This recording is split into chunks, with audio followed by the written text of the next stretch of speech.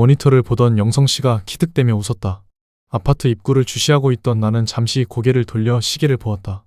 새벽 2시까지 5분을 남겨놓고 있었다. 시간을 확인하고 나서 나는 다시 입구 쪽으로 시선을 돌렸다. 뭐 재밌는 거라도 화면에 잡혔습니까? 그가 웃는 이유에 대해 그다지 궁금하지 않았지만 이 좁은 공간 안에 우리 둘만 있는 상황에서 모른 척하기도 뭐한 터라 질문을 던진 것이었다. 키득대던 그가 숨을 들이쉬면서 웃음을 멈췄다. 그런 건 아니고 그냥 옛날 일이 떠올라서 말이죠. 무슨 일인데요? 귀와 입은 경비실 안에 있지만 나의 눈은 저 바깥을 내다보고 있었다. 그가 숨을 길게 내쉬었다. 군 복무할 때 후임병 중에서 골 때리는 놈이 하나 있었거든요. 이런 상황이다 보니까 그때 생각이 나면서 그 녀석이 떠오르네요. 정말 골 때리는 놈이었는데 지금까지도 기억하고 계신 걸 보니까 진짜 재밌는 분이었나 보네요. 국방의 의무를 다하기 위해 군복무를 하다 보면 기억에 남는 녀석이 한두 명 남아있기 마련이었다. 나 같은 경우도 한 녀석이 가끔 떠올랐다. 재밌거나 웃기는 것보다 무식한 걸로 유명했던 녀석이었다. 처음 중대에 들어와 본부소대에서 대기를 하게 되면 보통 여러 장의 문서를 작성하면서 시간을 보내기 일쑤였다. 그 문서 작성 때문에 녀석은 곤욕을 치러야 했다. 글을 쓸 때 맞춤법을 무시하고 소리나는 대로 썼기 때문이었다. 그런 녀석이 우리 소대에 배치되었을 때 나는 상병으로 막 진급한 뒤였다. 내무반장은 국문학과를 다니다 입대한 나에게 특명을 내려주었다. 자신이 제대하는 날까지 녀석을 문맹에서 확실하게 벗어날 수 있도록 교육하라는 명령이었다. 처음엔 당황스러웠지만 시간이 지나면서 나는 그 일에 재미를 붙였다. 5달 동안 녀석을 열심히 가르쳤다. 제대를 일주일 앞둔 내무반장 앞에서 치렀던 마지막 시험 결과는 나의 마음을 들뜨게 했다. 그 녀석 덕분에 나는 진로를 확실하게 정할 수 있었고 대학을 졸업한 뒤 학원 강사로 취직을 했다. 강사 일을 하면서 어깨너머로 학원 운영에 대해서 배운 나는 결국 논술학원을 직접 운영하기에 이르렀다. 제대를 4달인가 5달 정도 남겨놓았을 때 막내로 들어왔던 놈이었어요. 키가 160도 안 돼 보일 정도로 자그마한 체구였는데 거시기 하나는 정말 무지막지하게 큰 놈이었죠. 거시기라는 말에 나는 곁눈질로 영성씨를 힐끗 보았다. 몸을 굽혀 사타구니에 팔꿈치를 갖다 댄 그가 팔을 좌우로 흔들었다. 나도 모르게 피식 웃음이 새어나왔다. 샤워를 하는데 모든 소대원이 그놈 거시기만 보는 거예요. 물론 저도 시선을 완전히 빼앗기고 말았죠. 묵직해 보이는 물건이 덜렁거리는 게 정말 장관이었거든요. 그는 거기까지 말한 다음 생각에 잠긴 듯 입을 다물었다. 어색하게 찾아온 침묵에 나는 다시 유리창 너머로 시선을 돌렸다. 인적 없는 도로가 을씨년스럽게 내다보였다. 나랑 같은 박씨였을 거예요 아마. 이름은 까먹었지만 별명은 아직도 기억하고 있어요. 대물이었어요, 대물. 어떤 녀석들은 말자지라고 부르기도 했지만 공식적인 별명은 대물이었죠. 주섬주섬 바지 주머니에서 뭔가를 꺼내려는 기척이 느껴졌다. 담뱃갑을 꺼내려는 것 같아서 나는 얼른 내 걸 꺼내서 한 갭이 건넸다. 별말 없이 받아든 그가 담배를 입에 물었다. 일회용 라이터로 불을 붙여주었다. 이참에 나도 한 갭이 입에 물었다. 사실은 2주 전에 그놈이 결혼을 했답니다. 군대에서 만난 사람들하고 자주 연락하는 건 아니지만 그런 경조사가 있을 때는 문자나 메일이 오곤 하거든요. 저쪽 강 건너 동네에서 예식을 치른다고 했는데 전 그때 약속이 있어서 가지 못해서요. 지난주 토요일만 하더라도 며칠 후에 이런 세상이 될 줄은 아무도 몰랐을 것이었다. 일주일 정도 지나서 놈의 미니홈피에 들어가 봤습니다. 근사한 예식장에서 결혼했더군요. 키높이 구두를 신었는지 예전보다 커 보이는 신랑 옆에 그날의 주인공인 신부가 서 있었습니다. 날씬한 몸매와 어울리지 않게 배가 조금 나와 있더군요. 사진 밑에 보니까 임신 중이라는 설명이 적혀 있었어요. 속 위반을 한 거겠죠. 끔찍한 상상이 떠올랐다. 이상현상이 생기기 시작한 일요일은 전국 각지, 아니 세계 곳곳에서 부부로서의 연을 맺은 신혼부부가 무진장 많이 생겨났을 것이었다. 그 많은 커플 중에 대물처럼 속도 위반을 한 커플도 꽤 많았을 터였다. 입구에서 대기하고 있던 신부가 아버지의 손을 잡고 예식장 안으로 들어간다. 결혼행진곡이 흐르는 예식장 안에서 하객들은 신부를 보기 위해 모두 고개를 돌린다. 새하얀 웨딩드레스를 입은 신부는 사뿐사뿐 신랑을 향해 걸어간다. 신부의 아버지는 어여쁜 딸을 시집 보내야 한다는 아쉬움에 눈시울이 뜨거워진다.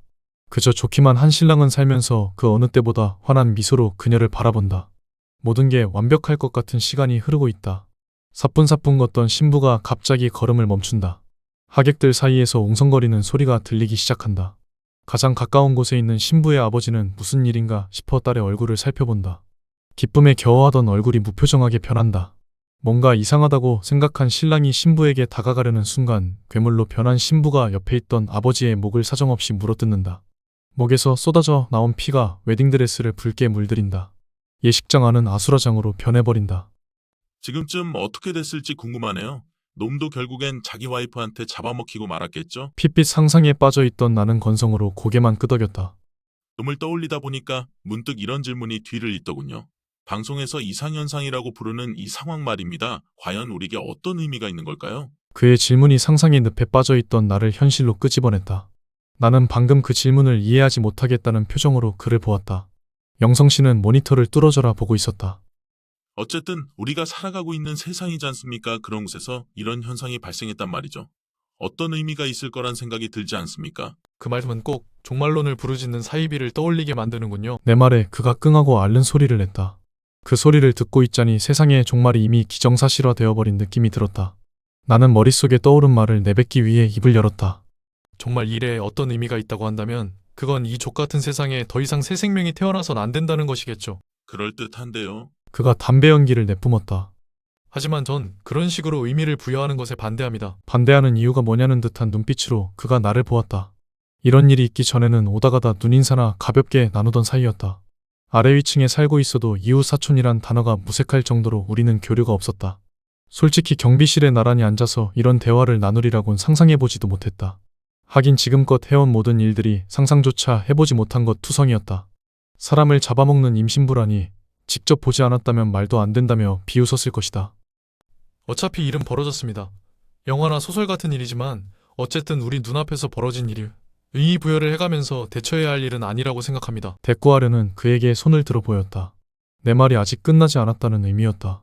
설사 어떤 식으로든 이 현상에 대해서 그럴듯한 의미를 부여했다고 칩시다. 그러고 나면 저 괴물들을 어떻게 대해야 할까요? 전과 같이 인격적으로 대해야 할까요? 아니면 두 눈 꼭 감고 양심의 가책에 맡겨야 할까요? 입맛을 다시곤 그가 담배를 깊게 빨았다.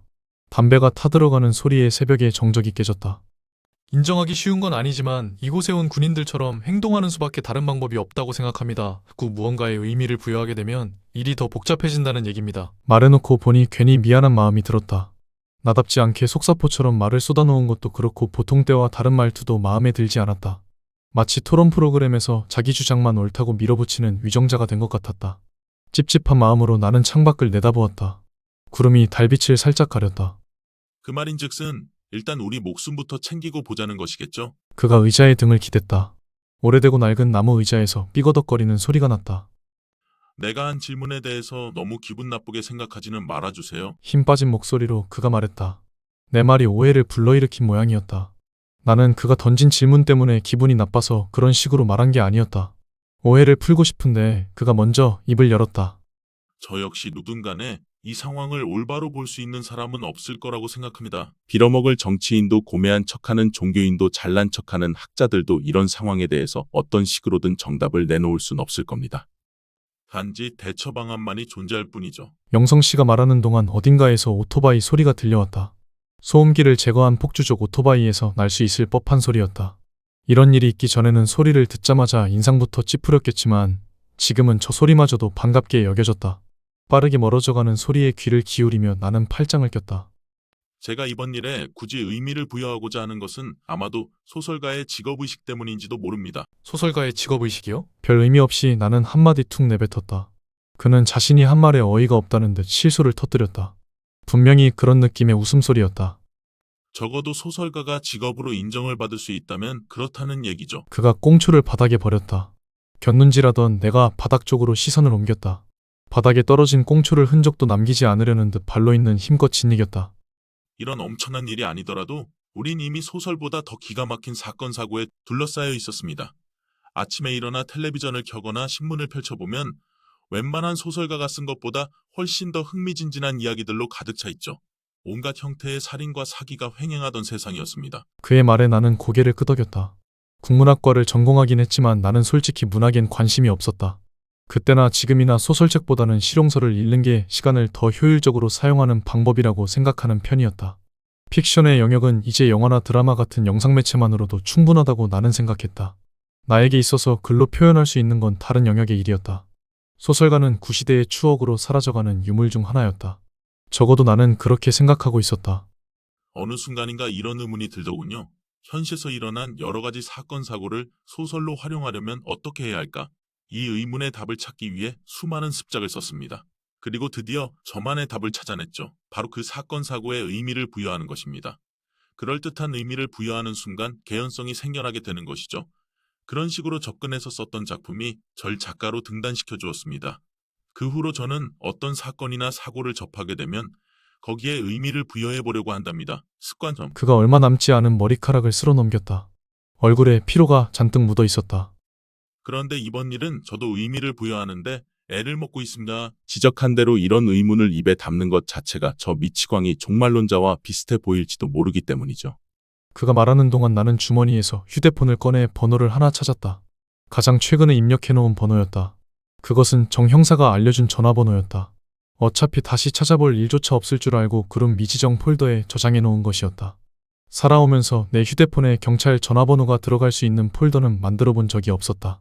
이것도 이상현상이 만들어낸 부작용 중 하나라고 생각하며 그에게 휴대폰을 내밀었다. 말을 멈춘 그가 이게 뭐냐고 묻는 듯한 표정으로 나를 쳐다보았다. 의미 부여라고 하니까 갑자기 떠오르는 게 있어서 말이죠. 전화번호가 누구 것인지 알려준 뒤 나는 휴대폰을 다시 주머니에 집어넣었다. 그가 뭔가 알겠다는 표정을 지었다. 일요일에 있었던 일로 경찰서에 갔다가 다음날 아침에 왔다고 했죠? 네? 그 자살 사건 때문에 거의 끌려가다시피 경찰서에 가서죠. 난생 처음 가본 경찰서에서 겪었던 일을 그에게 말해주기 위해서 기억을 떠올렸다. 그가 호기심 어린 눈빛으로 귀를 쫑긋 세웠다. 기동대원들이 들어와 상황을 정리한 뒤 취조실 문을 열던 장면이 제일 먼저 떠올랐다. 취조실 문을 열자마자 안쪽 상황이 적나라하게 드러났다. 아연실색할 정도로 끔찍한 상황에 모두 경직되어 버렸다. 경찰은 물론이고 소총으로 무장한 기동대원들도 놀란 표정이었다. 여기저기서 토하는 소리가 들려왔다. 마침 그때 구급대원이 도착했죠. 상황은 빨리 정리됐지만 후유증은 쉽게 정리되지 않았습니다. 그 끔찍한 상황을 목격한 많은 사람이 집단으로 히스테리 증상을 일으키고 말았죠. 히스테리 증상이요? 창을 부를 때 흥을 돋우는 고수의 추임새처럼 그가 한마디 내뱉었다. 히스테리 말고는 그 집단 행동을 설명할 수 있는 단어가 떠오르지 않네요. 상황을 정리하고 나서 기동대원들은 취조실 안에 있던 괴물들을 붙잡아 사지를 묶었다. 인간이었을 때도 파렴치 안에 불과했던 괴물들을 기동대원들은 짐짝 다루듯이 밖으로 끌고 나갔다. 그들이 모두 나가자 안에 남아있는 공권력은 경찰들 뿐이었다. 그들 중에는 아직 놀란 기색이 가시지 않은 정 형사도 남아있었다. 이제 뭘 해야 할지 모르겠다는 당혹감이 얼굴에 드러나 보였다. 경찰들이 그렇듯 우왕좌왕하고 있는 가운데 안에 갇혀있던 사람 중 한 명이 더 이상 여기에 머물러 있을 수 없다고 큰 소리로 외쳤다. 당장 나가야 한다는 주장에 사람들이 적극 동참했다. 그런 사람들의 대다수는 얼굴만 봐도 범죄의 그림자가 짙게 드리워져 있는 부류였다. 물론 선입견일 수도 있겠지만 나를 비롯해 몇몇 사람은 그 무리에서 빠져나와 돌아가는 상황을 관망하고 있었다. 경찰은 급기야 폭력으로 그들을 진압하기 시작했다.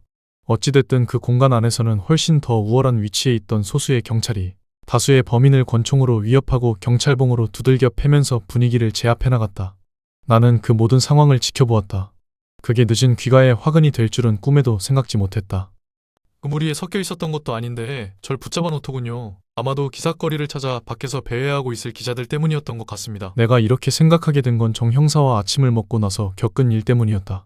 히스테리 증상을 일으켰던 무리는 한 명씩 취조실로 불려 들어갔다. 그때까지 경험한 바에 의하면 경찰은 그들의 인적 사항을 먼저 알아보았을 것이다. 인적 사항 중 가장 중요하게 본 것은 경찰서에 오게 된 이유였을 터였다. 취조실에 들어갔다가 나온 사람과 그렇지 않은 사람 모두 유죄와 무죄 두 부류로 나누어졌다. 나는 당연히 무죄 쪽으로 분류되었다.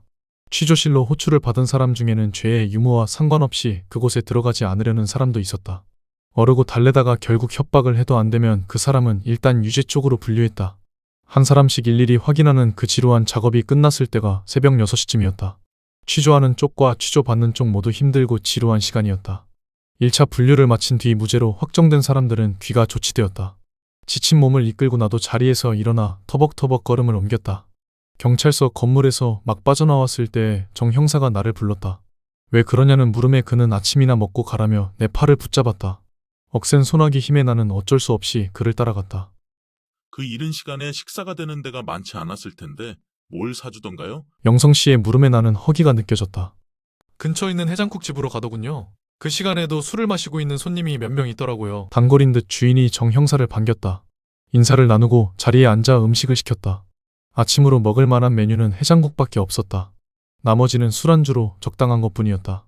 음식을 기다리면서 그가 텔레비전을 켰다. 아침부터 속보가 나오고 있었다. 정 형사는 무섭게 인상을 쓰면서 담배를 입에 물었다. 나도 한 갭이 입에 물고 싶었지만 그가 내뿜는 기운에 짓눌려 담뱃갑을 꺼내기조차 망설여졌다. 그러고 있는 동안에도 텔레비전에서는 온갖 안 좋은 소식이 쏟아져 나왔다. 이른 시간임에도 불구하고 어려운 발걸음을 해준 전문가는 확신할 수 없는 추측성 발언만 늘어놓았다. 그런 추측성 발언이 일으킬 수 있는 혼란은 전혀 고려하지 않은 듯했다. 지식인이라는 자만심에 도취되어 있는 그들의 거만한 태도의 아나운서는 그저 고개만 끄덕일 따름이었다. 가게 주인이 다른 데로 채널을 돌렸지만 지상파 방송에서는 모두 비슷비슷한 속보를 내보내고 있었다. 그 방송을 골똘히 보고 있던 정 형사가 한마디 툭 내뱉더군요. 그가 그때 내게 했던 말은 신의 분노가 무엇인지 아느냐는 질문이었다. 나는 그 질문에 어색한 미소를 지으며 고개를 저었다. 무섭게 느껴지던 얼굴이 어려운 문제를 풀기 위해 고민하는 수험생의 표정으로 바뀌었다. 그는 음식이 나올 때까지 그 표정을 유지했다. 종교적 사색에 빠진 짭새라. 뭐라 판단하기가 어렵네요. 밥 먹으면서 얘기해 주더라고요. 자기네 부모님이 기독교 신자라서 자신도 그 영향을 받은 것 같다고. 이런 일이 있기 전에는 종교에 대해서 심각하게 생각해 본 적이 없는데 간밤에 일어났던 일을 보고 나니까 신의 존재에 대해서 새삼스레 떠올려 보게 되었다고 하더군요. 어렸을 때 교회에 다녔던 얘기부터 시작해 크면서 이를 핑계로 발길을 끊게 된 사연까지 정 형사는 주저리 얘기를 늘어놓았다. 나는 적당히 듣는 척하면서 고개를 끄덕이며 해장국을 꾸역꾸역 목구멍 안으로 집어넣었다. 그 순간 내가 하고 싶은 일은 빨리 집에 가고 싶은 것이었다. 1초라도 빨리 그 자리에서 벗어나려면 구실이 필요했다. 그런 이유로 나는 뜨거운 해장국을 평상시보다 빨리 먹어 치웠다. 뭐라고 할 말이 없도록 국물까지 남김없이 싹 비웠다. 벌써 다 먹었냐고 말하는 그의 표정이 뭔가 아쉬워하는 듯했다. 나하고는 아무 상관없는 일이었다. 잘 먹었다고 말한 뒤 자리에서 일어났다. 용기를 내 뒤돌아서려는데 그가 내 어깨를 붙잡았다. 정 형사는 명함을 주겠다며 주머니를 뒤지다가 뭔가 떠올랐다는 듯 자신의 이마를 쳤다. 책상에 있는 걸 챙기지 못했다는 것이었다. 괜찮다고 말하는 나에게 그는 굳이 전화번호를 알려주었다. 만약 무슨 일이 생기면 이 번호로 연락하라는 것이었다. 그럼 미지정 폴더에 저장해놓은 뒤에 나는 그곳에서 빠져나올 수 있었다. 해장국 가게는 경찰서 근처에 있었다. 이른 시간에 그런 곳에서 택시를 잡으면 기사한테 오해받기 딱 알맞은 위치였다. 어쨌든 배도 채운 김에 나는 사거리까지 걸어가기로 했다. 거의 경보 수준으로 열심히 걸어가고 있었다. 기자증을 목에 건 남자가 나에게 다가왔다. 뭘 물어보던가요? 처음엔 경찰서 안에서 있었던 일만 물어볼 줄 알았어요. 첫 번째 질문은 예상했던 것이었다. 나는 빨리 걸으면서 숨김없이 대답해 주었다. 아까운 시간을 경찰서에서 허비한 것에 대해 억울한 심정이 있었기 때문에 기자에게 모든 걸 말할 수 있었다. 후련하던가요? 글쎄요. 얘기하는 동안엔 그런 것 같기도 했는데 모두 쏟아내고 나니까 살짝 불안해지더라고요. 나는 헛웃음을 지었다. 어차피 지나간 일이었다. 다시 돌이킬 수 없는 시간임을 자각하며 나는 얘기를 계속 이어갔다. 첫 번째 질문에 대한 나의 대답을 녹음기에 기록한 기자가 두 번째 질문을 던졌다. 두 번째 질문은 예상치 못한 것이었다. 기자는 질문을 하기 전에 아파트에서 투신자살한 아이의 죽음을 먼저 언급했다. 아이는 즉사했으며 기적은 일어나지 않았다는 것이었다. 아파트 옥상에서 뛰어내리기 전에 아이는 죽었다가 되살아나는 현상을 기적이라고 말한 적이 있었다. 짐작건대 아이의 엄마가 죽었다가 되살아나는 걸 목격했을 가능성이 컸다. 그 엄마는 되살아나서 아빠를 공격했고 지하주차장까지 쫓아가 결국 죽이고야 말았다. 기자는 아이가 말한 기적이 정작 그에게는 일어나지 않았던 이유를 아냐고 나에게 물었다. 대답하기 곤란한 질문이었다. 나는 그 질문에 대해선 대답을 거부했다. 한가로워야 할 일요일 저녁에 아파트 옥상에서 일어난 일을 다시는 떠올리고 싶지 않았다. 지금도 그 일을 떠올리면 섬뜩함이 온몸을 훑고 지나갔다. 더 이상 취재에 응하지 않겠다고 강하게 거부했음에도 기자는 끈질기게 나를 쫓아왔다. 두 번째 질문에 대한 답을 끝내 듣지 못한 그는 세 번째 질문을 던졌다. 그것은 이런 일이 벌어지고 있는 상황에 대해서 어떻게 생각하느냐는 질문이었다. 질문 자체는 결코 이상하거나 어려운 게 아니었지만 대답을 요구받는 입장에서는 뭐라고 말해야 할지 난감해졌다. 그 기자도 결국 나와 비슷한 생각을 갖고 있었던 것 같네요. 얘기를 듣던 영성 씨가 한마디 툭 내뱉었다. 나는 고개를 끄덕였다. 맞아요. 그 기자도 결국엔 뭔가 의미를 부여해보려고 그런 질문을 했던 것 같습니다. 녹음기를 들이대는 기자를 뿌리치고 나는 택시를 잡아탔다. 목적지를 알려주고 나서 나는 등받이에 몸을 기댔다. 아무 생각도 하지 않으려고 노력했다. 라디오에선 속보가 나오고 있었다. 택시 기사의 일방적인 질문엔 침묵으로 일관했다. 차는 목적지를 향해 빠르게 달려갔다. 돌이켜보면 무슨 일이 있었던 건지 머리가 복잡해지기만 합니다. 나는 머리카락을 두 손으로 쓸어 넘겼다. 나를 보고 있는 영성 씨의 시선이 느껴졌다. 눈앞에서 벌어지고 있는 일을 보기만 해도 이 정도인데 거기에다가 무슨 의미까지 덧붙인다면 얼마나 더 복잡해지겠습니까? 전 아무리 생각해도 그건 아니라고 봅니다. 나는 이렇게 말하고 나서 곁눈질로 영성 씨를 보았다. 한숨을 내쉬면서 그도 고개를 끄덕였다. 몇 차례에 걸쳐 눈에 띄었던 그것들은 말 그대로 괴물이었다. 현실에 나타난 괴물이 픽션의 영역에 속해 있어야 할 좀비와 정말 비슷한 특징을 갖고 있다면 우리는 앞으로 생존을 위해 투쟁해야 할 일만 남아있는 셈이었다. 사는 게 참 족같네요. 피식 웃고 나서 영성 씨가 한마디 내뱉었다. 삶에 대해 달관한 듯한 느낌의 목소리였다. 등단한 소설가라곤 해도 어차피 이 나라에선 글만 써서 먹고 살기는 힘들게 되어 있죠. 축하한다고 제일 많이 기뻐해 주었던 와이프도 시간이 지나면서 결국 등을 돌렸어요. 남편 대접을 제대로 받으려면 돈을 벌기 위해 밖으로 나가야 했죠. 여기까지 말한 영성 씨가 갑자기 키득거리기 시작했다. 작은 소리로 키득거리던 그가 큰 소리로 파한대소했다. 마치 막혔던 구멍이 뻥하고 뚫리는 것 같았다. 그가 웃는 모습에 나도 실실 눈웃음을 흘렸다. 좁은 경비실 안에 가득 찼던 웃음소리가 점점 작아졌다. 눈가에 맺힌 눈물을 훔치며 그가 콜록거렸다. 젠장. 내 신세를 떠올려 보니까 저절로 웃음이 터지네요. 코까지 훌쩍이고 나서야 그의 얼굴에서 웃음기가 사라졌다. 잠시 정적이 흘렀다. 어색함을 감추기 위해 나는 창밖으로 시선을 던졌다. 구름에 가려졌던 달빛이 다시금 주위를 환하게 비추었다. 뭘 해보려고 하니까 할 줄 아는 게 아무것도 없는 거예요. 그 현실이란 벽에 부딪혔을 때 느꼈던 기분은 이루 말할 수 없을 정도로 참담한 것이었죠. 그 기분을 나도 충분히 알고 있었다. 그 참담한 기분이란 현실과 이상 사이에서 생기는 괴리감에서 비롯된 것이었다. 저 혼자 힘으로는 도저히 안 되겠더라고요. 어쩔 수 없이 주위에 도움을 청했습니다. 그래도 유일하게 할 줄 아는 글쓰기 덕분에 전문대학 문예창작과에 시간 강사로 나갈 수 있게 됐어요. 벼먹을 등단 경력이 빛을 발했던 유일한 순간이었죠. 강의하러 나가는 날이 화요일하고 목요일 맞죠? 내가 묻자 그는 멋쩍은 듯 뒤통수를 극적이며 어색하게 미소를 지었다. 안 그래도 그의 직업이 뭔지 궁금했었다. 매일 마주치는 것도 아니고 화요일과 목요일에만 마주쳤다. 평범한 직장이 아니라면 도대체 무슨 일을 하는 사람일까? 나와 미경이는 텔레비전을 보거나 잠자리에 들기 전에 가끔 이 궁금증을 대화의 주제로 삼곤 했었다. 하지만 진실을 알고 나니 약간 허탈한 기분이 들었다. 나와 미경이가 그동안 내놓았던 수많은 직업은 시간 강사하고 동떨어진 것들이었다. 하긴 거기엔 소설가라는 직업도 들어가 있지 않았다. 나는 허탈한 마음으로 한숨을 길게 내쉬었다. 쉿! 영성 씨가 손가락을 입술에 갖다 붙이며 소리를 냈다. 조용히 하라는 신호였다. 그건 곧 주위에서 무슨 소리를 들었다는 의미이기도 했다. 입을 다물고 귀를 기울였다. 정문 쪽에서 발소리가 들려왔다. 아직은 작게 들리지만 그것은 분명 사람이 내는 발소리였다. 달빛을 받아 생겨난 그림자가 바닥에 길게 드리워져 있었다. 그림자의 형태로 봐서는 한 사람이 아니라 두 사람인 것 같았다. 제발 괴물이 아니라 정상인이었으면 하는 바람으로 나는 밖을 내다보았다. 담장에 가려 보이지 않던 두 사람이 드디어 정문으로 다가왔다. 달빛의 모습이 드러난 순간 나는 눈물을 왈칵 쏟아냈다. 두 사람 중 한 명이 내가 그토록 기다려왔던 그녀였다. 나는 문을 열고 밖으로 뛰어나갔다. 미경아! 내 목소리에 그녀가 날 쳐다보았다. 지친 기색이 역력한 얼굴에 미소가 떠올랐다. 오빠, 한마디 하곤 그녀가 바닥에 쓰러졌다. 옆에 있던 동행이는 놀란 표정으로 나와 그녀를 번갈아 가며 쳐다볼 뿐이었다. 재빨리 뛰어가 그녀를 품에 안았다. 너무 지친 나머지 기운이 빠져나간 듯했다. 죄송해요, 선생님. 울먹이는 목소리에 옆으로 고개를 돌려보았다. 낯익은 얼굴이 울상을 짓고 있었다.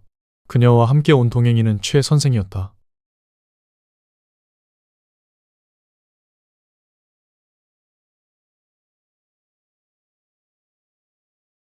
미경이를 침대에 눕혔다. 악몽을 꾸는 모양인지 눈살을 잔뜩 찌푸리고 있었다. 무슨 내용의 꿈인지 확실하게 알 수는 없지만 나는 언뜻 비슷하게 유추해 볼 수는 있지 않을까 싶었다.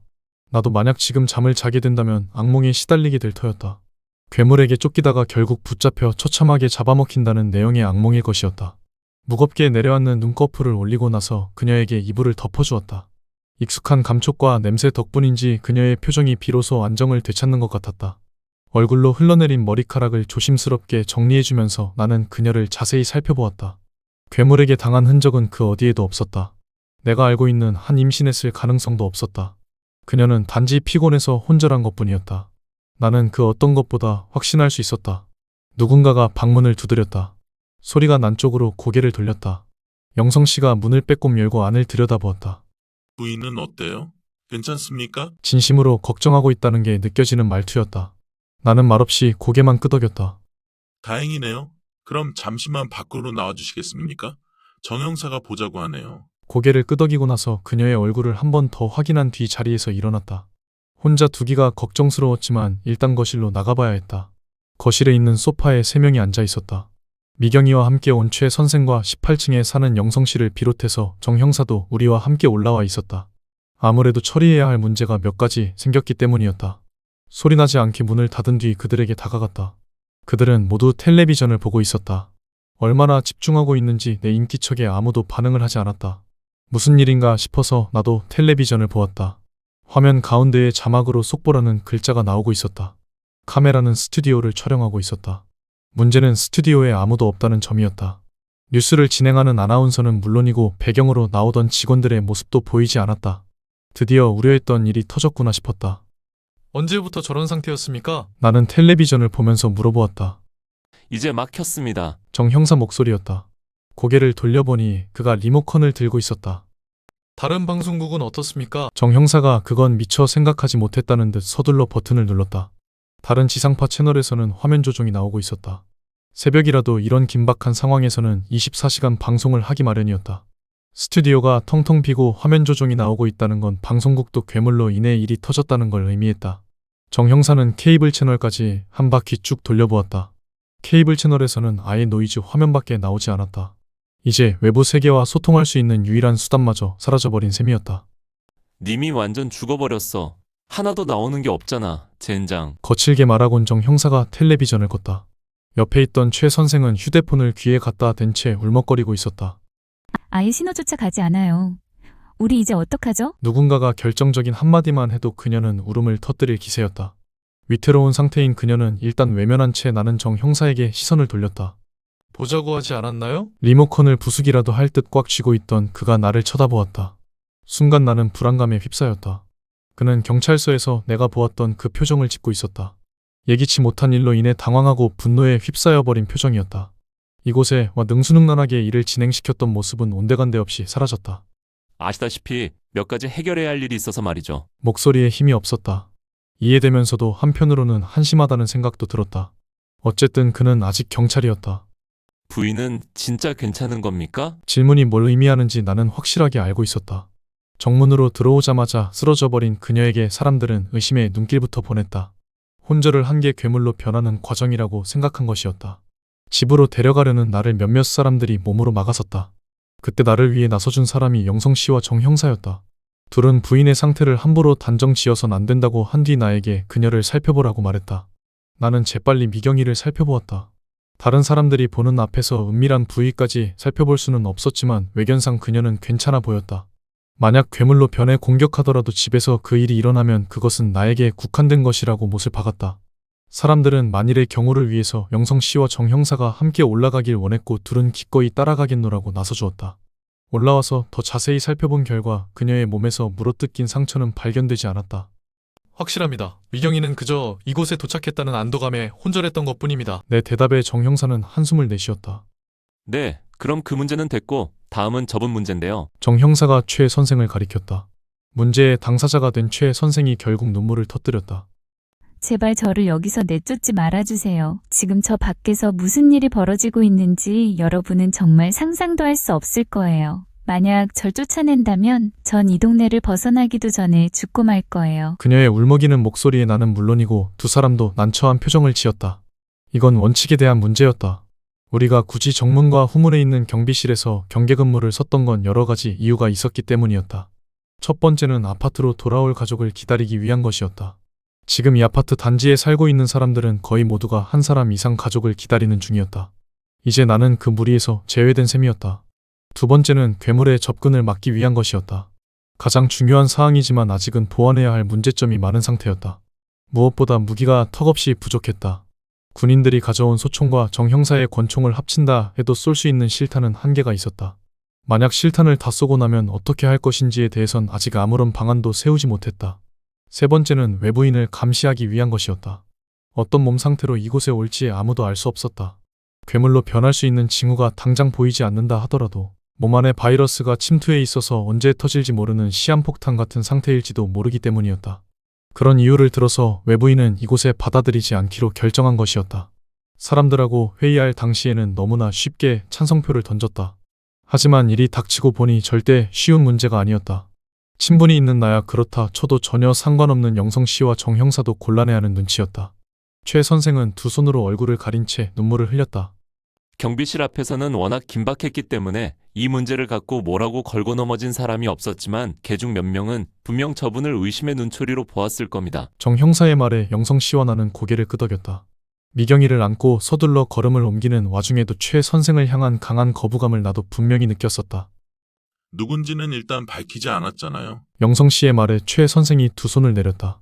마스카라가 번진 부분이 거무스름하게 물들어 있었다. 뭔가 관계를 만들어서 사람들을 속이자는 얘긴가요? 혹시나 하면서 나는 머릿속에 떠오른 걸 입 밖으로 꺼내보았다. 정 형사와 영성 씨가 마치 짠 것처럼 동시에 어깨를 으쓱거렸다. 둘의 반응을 보아하니 내가 없는 사이에 자기들 먼저 이런 얘기를 나누었던 것 같았다.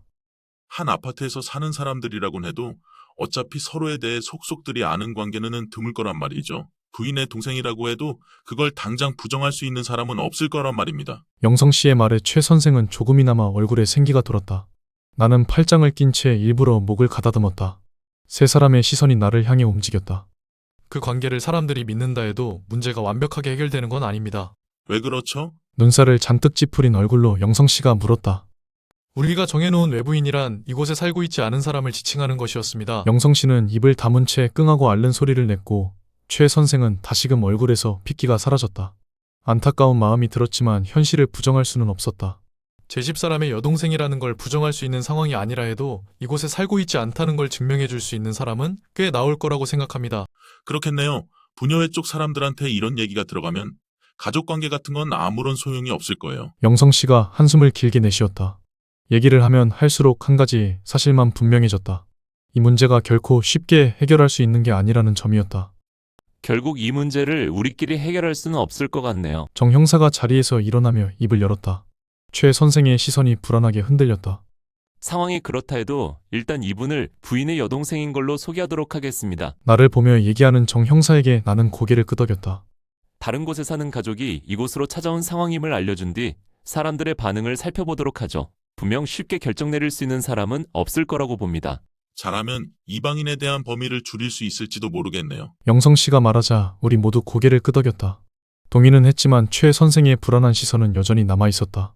정 형사는 그런 그녀를 자리에서 일으켜 세웠다. 두려워하는 그녀 대신 정 형사가 관리사무소에 있는 사람들한테 설명해 주기로 했다. 도와주겠다며 영성 씨도 자리에서 일어났다. 나는 미경이 때문에 당장 움직일 수가 없었다. 충분히 이해한다는 말로 그들은 나의 상황을 고려해 주었다. 다행이라고 여기며 방으로 시선을 돌렸다. 문이 열리는가 싶더니 미경이가 거실로 나왔다. 최 선생님, 미경이의 부름에 최 선생이 고개를 돌렸다.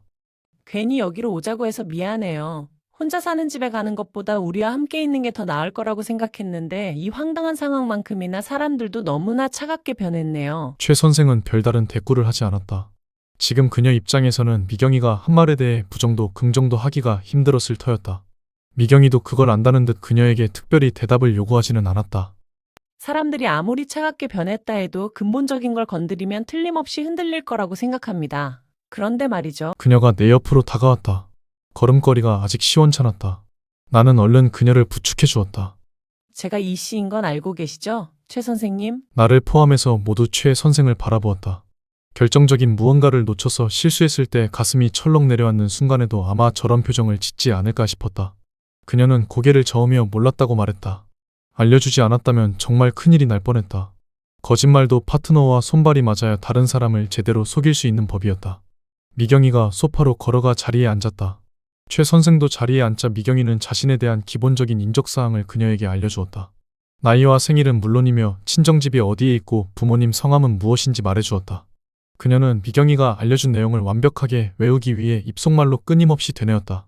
준비를 어느 정도 마친 뒤에야 셋은 밖으로 나갔다. 아직 전기가 끊기진 않았다. 엘리베이터 문이 닫히는 걸 확인하고 나서 나는 집으로 들어갔다. 미경이가 텔레비전을 켜놓았다. 오빠, 세상이 정말 어떻게 된 걸까? 이대로 정말 끝나는 걸까? 채널을 바꾸며 미경이가 말했다. 화면은 아까와 똑같이 노이즈뿐이었다. 화면 조정조차 이제 나오지 않았다. 신호가 완전히 끊겼다는 건 방송국 내에 이상현상이 급격하게 퍼져 나갔다는 걸 의미했다. 이건 바깥 상황이 얼마나 절망적인지 알 수 있는 단적인 예에 불과했다. 저곳이 저 정도라면 여기도 어떻게 될지 알 수 없었다. 임신 사실을 숨겼거나 아직 산부인과에 가보지 않은 사람이 이 아파트 단지 내에도 분명 존재할 것이었다. 그들의 안전핀이 제거될 때까지 마냥 앉아서 기다릴 수만은 없었다. 이 문제가 마녀사냥으로 이어지지 않게 하려면 사람들과 심각하게 의논해봐야 할 것 같다는 생각이 들었다. 미경이가 텔레비전을 껐다. 나는 그녀 옆으로 다가가 자리에 앉았다. 그녀가 나에게 몸을 기댔다. 오들오들 떨고 있었다. 그녀를 꼭 끌어안았다. 출근할 때까지만 해도 괜찮았어. 간혹 거리에서 작은 실랑이가 벌어지고 있었지만 그다지 걱정할 만한 일은 아니라고 생각했지. 그렇게 여느 날과 다름없이 버스를 타고 출근했어. 그녀가 이상현상으로 인해 예사롭지 않은 일이 터질 거라는 걸 처음 느낀 건 11시쯤에 있었던 일 때문이었다. 그 일은 그녀가 근무하고 있는 사무실과 같은 건물에 위치한 산부인과 병원에서 일어났다. 그 병원은 사무실 위층에 있었다. 집에 남겨놓고 온 날을 걱정하느라 미경이는 일이 통손에 잡히지 않았다. 오늘 중으로 정리해 놓을 것만 끝내놓고 일찍 퇴근해야겠다고 생각하며 그녀는 컴퓨터 모니터를 들여다보았다. 어디선가 비명이 들리는가 싶더니 유리가 와장창 깨지는 소리가 났다. 그녀는 소리가 들린 곳을 향해 고개를 돌렸다. 건물 외벽은 바깥 전망이 내다보이게끔 통유리로 설계되어 있었다. 보통 이런 용도로 쓰이는 통유리는 웬만한 하중으로는 깨지지 않는 강화 제품이었다. 평상시에 일하면서 저 통유리가 깨질 거라곤 생각해 본 적이 없었다. 그런 그녀의 눈으로 유리 파편이 쏟아져 내리는 장면이 들어왔다. 빛을 받아 반짝반짝 빛나는 파편 뒤로 사람이 떨어지고 있었다. 그 일은 마치 영화 속 슬로모션을 보는 듯했다. 분명 눈 깜짝할 새에 벌어진 일이지만 그녀는 떨어지는 사람의 외모를 똑똑히 기억하고 있었다. 핑크색 의사 가운을 입은 여자였어. 오다 가다 몇 번 마주친 기억이 나더라고. 단발머리인 그 여자의 목에선 피가 뿜어져 나오고 있었어. 허공에 흩날리는 핏방울이 눈부시게 반짝거리고 있었지. 미경이가 일하는 사무실은 10층에 있었다. 산부인과 병원에서 일하는 여의사가 떨어진 곳은 11층이었다. 그녀뿐만 아니라 사무실에 있던 많은 직원이 그 일을 지켜보았다. 비명과 혼란으로 가득 찬 사무실 안에서 그녀는 생각보다 침착하게 행동했다. 우선 그녀가 한 것은 인터넷을 통해 현재 상황을 점검해보는 일이었다. 모든 포털 사이트에서 속보를 쏟아내고 있었다. 평상시에는 별 시답지 않은 연예인 관련 뉴스로 도배되어 있던 곳까지 이상현상과 관련된 속보로 가득 차 있었다. 그런 식으로나마 포털 사이트가 운영되고 있다는 것은 아직 사람들이 정상적으로 일을 하고 있다는 얘기였다. 문득 이곳 상황은 어떤지 궁금해졌다. 고개를 들어 그녀는 사무실 안을 살펴보았다. 3분의 1은 이미 자리를 떴고 또 다른 3분의 1은 각자 휴대폰을 붙잡고 있었으며 나머지 3분의 1은 멍하니 사태를 관망하고 있었다. 그녀는 더 늦기 전에 집으로 돌아가야겠다고 결심을 굳힌 뒤 자리에서 일어났다. 대충 소지품만 챙겨서 핸드백에 집어넣고 문으로 걸어갔다. 가면서 휴대폰으로 통화를 시도해보았다. 불통이었다. 통화량이 갑자기 급증하는 바람의 연결이 원활하지 못하다는 안내 음성이 들려왔다. 그녀는 서둘러 사무실을 빠져나갔다. 첫 번째 시련은 엘리베이터를 잡아타는 것에서부터 시작되었다. 건물은 총 20층까지 있었다. 그녀가 있는 10층은 전체 건물에서 절반 위치였고 엘리베이터는 만원인 상태로 10층을 무시한 채 아래로 내려갔다. 가까스로 멈춰 선 엘리베이터를 타려고 해도 다른 사무실에서 쏟아져 나온 인간들로 인해 제대로 올라탈 수가 없었다. 차라리 계단을 이용하는 게 나을 것 같았다. 비상구 표시가 켜져 있는 계단 쪽은 아직 사람들의 관심 밖이었다. 미경이는 계단을 향해 뛰어갔다. 하이힐을 신고 있는 게 너무나 짜증났다. 문을 열고 계단으로 나갔다. 계단은 생각보다 폭이 좁았다. 20층 높이의 건물에서 사용하는 것 치고는 상당히 열악한 상황이었다. 아직 많은 사람이 계단으로 몰리지 않은 게 그나마 천만다행이었다. 만약 엘리베이터에 몰려있던 인간들이 한꺼번에 이곳으로 온다면 무슨 일이 벌어질지 안 봐도 뻔했다.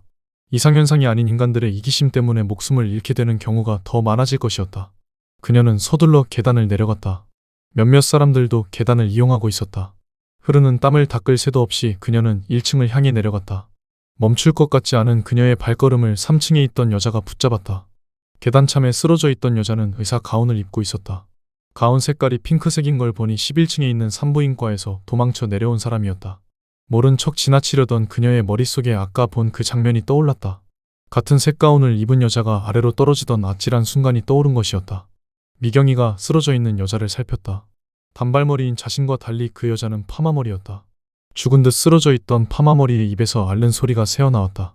안도의 한숨을 내쉰 미경이가 파마머리에 뺨을 살짝 쳤다. 힘겹게 눈을 뜬 파마머리가 미경이를 쳐다보았다. 반가운 마음에 미경이가 괜찮냐고 연거푸 물어보았다. 그녀는 가타부타 말도 없이 눈물만 떨어뜨렸다.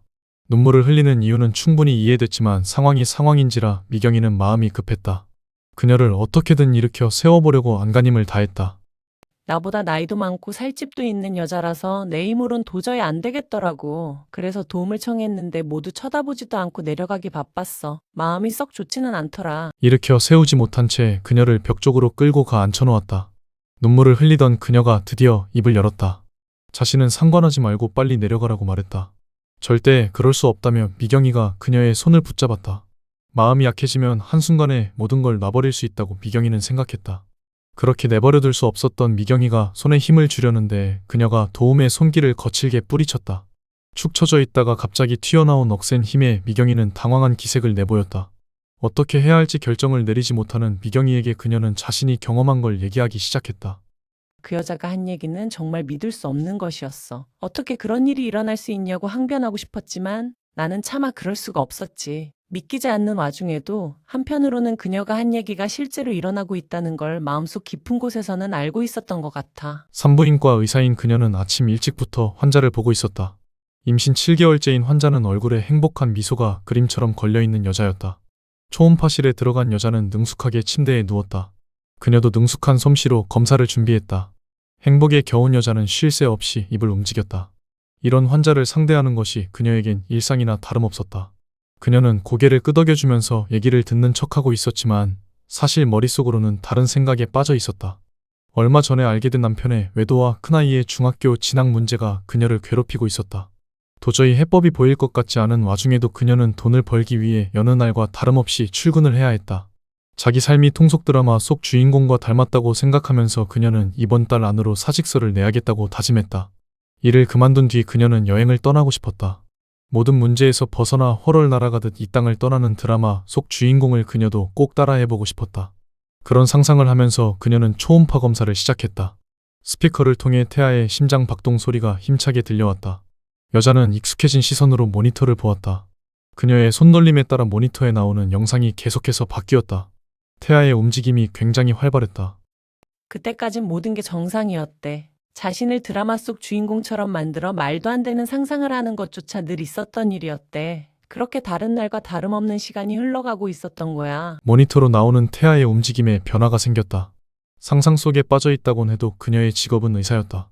의사로서의 본분은 확실하게 지켜야 한다는 마음가짐으로 살아온 그녀였다. 변화를 감지한 그녀의 눈과 손놀림이 심상치 않게 변하자 여자도 왜 그러냐고 질문을 던졌다. 그녀는 괜찮다는 말로 여자를 안심시키려 했지만 겉으로 드러난 표정은 말과 전혀 달랐다. 심각한 표정으로 그녀가 모니터 화면을 뚫어지게 바라보았다. 화면을 통해 나오는 모습은 정말이지 믿기 힘든 것이었다. 여자의 뱃속에 있는 태아는 마치 탯줄을 붙잡아 물어뜯는 듯한 행동을 하고 있었다. 이도 나지 않았을 태아가 그런 행동을 한다는 게 믿을 수 없어서 재차 화면을 확인해 보았다. 다시 봐도 그건 무언가를 뜯어먹고 있는 모습이었다. 믿을 수 없다는 표정으로 화면에 시선이 사로잡혀 있을 때였다. 여자가 갑자기 자기 팔을 붙잡더래. 세게 붙잡는 것도 이상했지만 여자가 내는 소리도 귀에 거슬렸다는 거야. 그르렁거리는 소리였는데 꼭 짐승 울음소리를 듣는 것 같았대. 뭔가 이상하다는 걸 느낀 그녀는 여자의 손을 뿌리치고 그곳에서 도망쳐 나갔다. 밖으로 나온 그녀의 눈에 들어온 건 대기하고 있던 임신부들이었다. 의아하게 쳐다보는 임신부들의 눈을 피해 병원에서 나가려던 순간이었다. 다른 진료실에서 비명이 터져 나오는가 싶더니 유리가 와장창 깨지는 소리가 들려왔다. 무슨 일인가 싶어 모두 웅성거리고 있는데 문제의 진료실 문이 벌컥 열렸다. 문을 연 건 또 다른 임신부였다.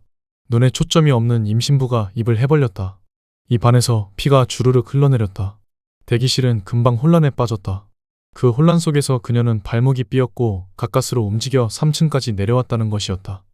끝까지 내려가고 싶었는데 도저히 그럴 수 없었다고 하더라. 그제야 발목을 확인했더니 퉁퉁 부어있는 게 보였어. 어쩔 수 없었지. 발길을 돌리면서 반드시 사람을 올려보내겠다고 말했지만 그녀는 믿는 눈치가 아니었어. 1층으로 내려가 주위를 둘러보았지. 그녀를 도와줄 수 있는 사람은 보이지 않았어. 나는 두 눈 꼭 감고 건물 밖으로 뛰어나갔어. 죄책감이 자꾸만 내 뒤통수를 건드리더라. 미경이가 나를 쳐다보았다.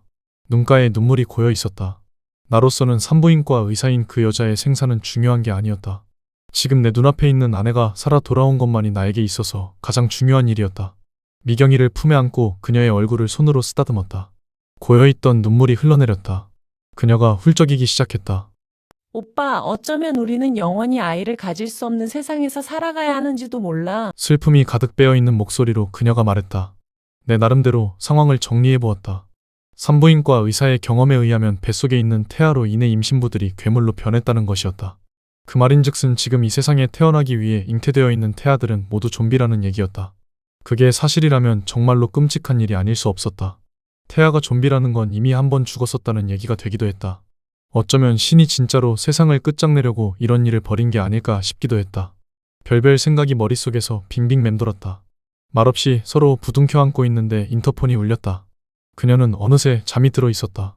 엄청난 사실을 털어놓은 뒤라서 심적인 부담감이 그나마 줄어들었을 터였다. 나는 그녀를 소파에 눕히고 나서 인터폰 수화기를 집어들었다. 관리사무소에 가 있는 영성 씨가 자신임을 밝혔다. 최 선생 일은 어떻게 됐습니까? 어찌 됐든 내가 책임져야 할 또 다른 한 명이었다. 그분 일은 생각보다 잘 해결되었습니다. 우리가 예상했던 대로 이방인의 범위에 대한 문제를 제기하니까 다들 이해하더군요. 그렇다면 이제부터 최 선생은 내 처제가 되는 셈이었다. 각별히 조심해야 할 것을 다짐하며 나는 그가 하는 얘기에 귀를 기울였다. 그 문제는 그렇게 넘어갔지만 더 큰 문제가 지금 벌어지고 있습니다. 얘기를 들으며 창밖으로 시선을 돌렸다. 희뿌옇게 날이 밝아오고 있었다. 밤을 새웠는데도 나는 잠이 오지 않았다. 오히려 정신이 더 맑아진 것 같았다. 더 큰 문제라면 구체적으로 무슨 일이 벌어진 겁니까? 내 물음에 그는 금방 대답하지 못했다. 인터폰 연결이 끊어진 게 아닐까 의심이 들 정도로 긴 침묵이 이어졌다. 답답한 마음에 내가 먼저 침묵을 깨려는데 그가 헛기침을 내뱉었다. 말로 설명하는 것보다 직접 보는 게 나을 것 같네요. 서둘러 주세요. 인터폰 수화기를 내려놓은 뒤 나는 미경이를 보았다. 잠들어 있는 줄 알았던 그녀가 한쪽 손을 살짝 들었다. 오빠, 내 걱정은 하지 말고 어서 내려가 봐. 정말 괜찮겠냐는 물음에 그녀는 손가락으로 오케이 표시를 해보였다. 그녀에게 다가가 입을 맞추었다.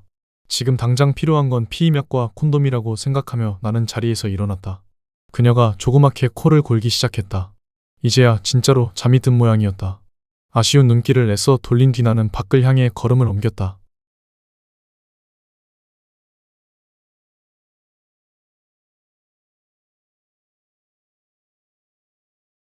엘리베이터를 기다리는데 옆집에서 문을 여는 소리가 들려왔다. 인사라도 해야 할 것 같아서 그쪽으로 고개를 돌렸다. 옆집 아줌마가 밖으로 나왔다. 양손에 여행용 가방을 들고 있었다. 공항이나 역에서 자주 볼 수 있는 바퀴 달린 가방이었다. 저기 어딜 가시려고? 인사 대신 나는 이렇게 물었다. 여행용 가방을 2개씩이나 챙겨서 나온 이유를 나는 어렴풋이 알 것 같았다. 기다려도 오지 않는 가족을 찾아 직접 길을 나서려는 것이었다. 아줌마는 질문에 대답도 하지 않은 채 문을 잠근 뒤 계단으로 발길을 돌렸다. 때마침 엘리베이터가 도착했다. 힘겹게 계단으로 내려가는 그녀를 보다가 엘리베이터 안으로 시선을 돌렸다. 우체부 시체는 없어졌지만 바닥과 벽에 물든 핏자국은 여전히 남아있었다. 선뜻 안으로 들어가지 못한 채 나는 문이 닫히지 않도록 엘리베이터 버튼을 눌렀다. 피로 물들어 있는 것만으로도 충분히 끔찍했다. 아까 미경이와 함께 이곳으로 올라올 때 이미 느꼈던 것이었다. 옆집 아줌마는 이런 끔찍한 공간을 이용하는 것보다 힘들더라도 계단으로 내려가는 걸 선택했다. 하지만 계단에도 핏자국이 군데군데 남아있을 것이었다. 나는 굳이 그걸 알려주기 위해 아줌마를 부르지는 않았다. 숨을 몰아쉰 뒤 엘리베이터에 올라탔다. 1층과 닫힌 버튼을 연달아 눌렀다.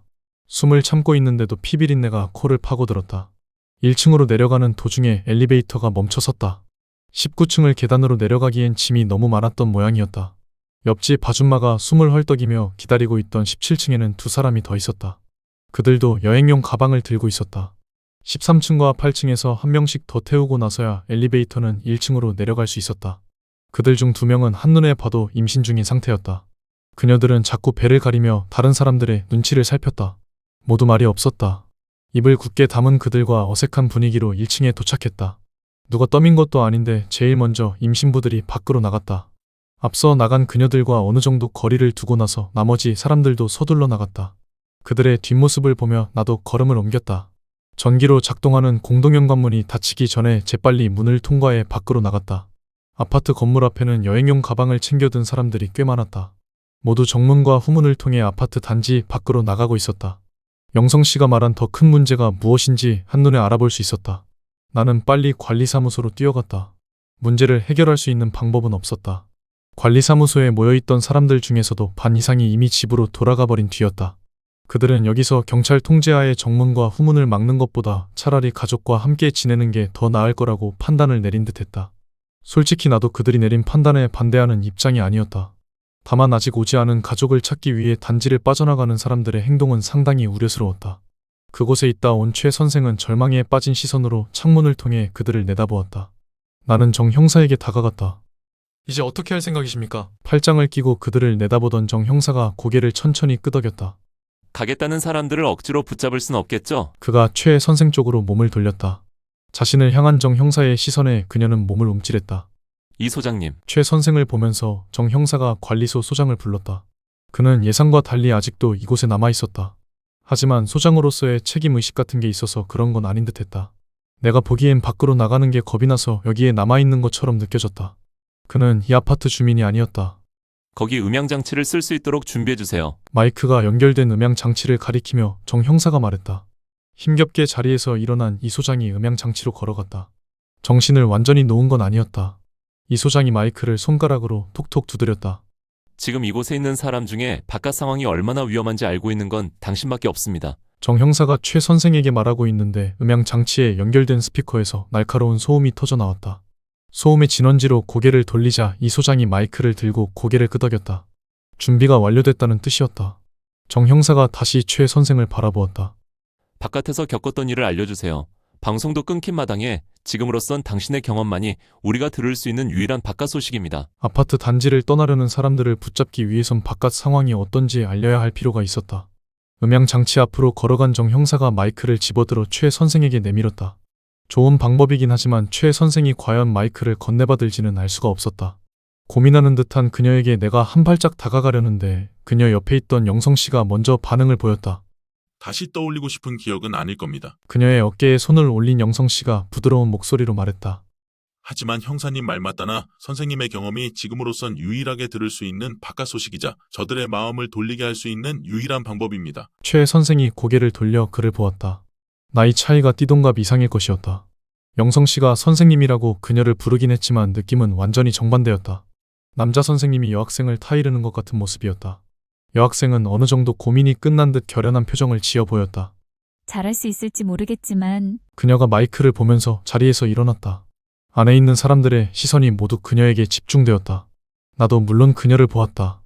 해볼게요. 뚜벅뚜벅 걸어가 정 형사가 내민 마이크를 건네받았다. 최 선생은 음향장치가 놓여있는 책상으로 다가가 의자에 앉았다. 건네받은 순간부터 그녀는 마이크를 두 손으로 꼭 쥐었다. 그 모습이 애처롭게 느껴졌다. 이 소장이 음향장치의 볼륨을 높였다. 얘기를 시작해주게, 아가씨! 이 소장도 내심 그녀의 얘기가 듣고 싶었던 모양이었다. 두어 발짝 뒤로 물러난 뒤 의자에 앉고 나서 귀를 기울였다. 모두 그 정도 거리를 두고 그녀를 바라보았다. 눈을 감으며 최 선생이 숨을 깊게 들이마셨다. 저 작은 체구를 바라보는 나도 괜히 긴장감이 감돌았다. 다른 사람들도 마찬가지일 것이었다. 최 선생이 숨을 내쉬고 나서 마이크 가까이 입을 갖다 댔다. 안녕하세요. 저는 이 아파트에 살고 있는 이미경 씨의 동생입니다. 그녀가 나를 향해 시선을 돌렸다. 떨리는 목소리였다. 힘을 북돋워 줘야 할 필요가 있었다. 학원에서처럼 나는 미소를 지은 얼굴로 고개를 크게 끄덕여 주었다. 수업 시간에 잘하고 있다는 걸 알려주기 위해 보여주었던 나 나름대로의 신호였다. 그녀도 살짝 고개를 끄덕이며 미소를 지었다. 일단 긴장감을 없애는 데는 성공한 것 같았다. 저는 이 동네에서 멀리 떨어져 있는 보습학원에서 영어를 가르치고 있습니다. 이상현상으로 모든 게 엉망이 된 날에도 저는 학원에 있었습니다. 원장 선생님인 형부는 이곳에서 벌어진 사건과 관련해서 학원에 나오지 못하셨고 다른 선생님과 직원분들도 이상현상 때문에 대부분 출근하지 않은 상태였습니다. 저와 다른 선생님 2명만 나와 있는 가운데 우리도 어떻게 해야 할지 고민하고 있던 참이었습니다. 그렇게 고민하고 있을 때 누군가가 학원 문을 두드렸다. 무슨 일이 벌어질지 몰라서 문을 잠가놓은 상태였다. 출근한 3명 중 2명은 여자였고 1명은 남자였다. 수학을 가르치는 남자 선생이 울며 겨자 먹기로 나설 수밖에 없었다. 화장실에서 구해온 대걸레 자루를 움켜쥐며 그는 문을 향해 다가갔다. 문을 두드리는 소리가 끊임없이 들려왔다. 문 앞까지 간 선생님이 받게 되고 누구냐고 물었습니다. 밖에선 잔말 말고 빨리 문이나 열라는 소리가 들려오더군요. 여자 목소리였고 매우 다급한 상황인 듯 했습니다. 떨리는 목소리였지만 저는 누군지 알아들을 수 있었습니다. 당장 문으로 달려가 잠금 장치를 풀었습니다. 문을 열자마자 바깥에 있던 미경이가 안으로 뛰어들어왔다.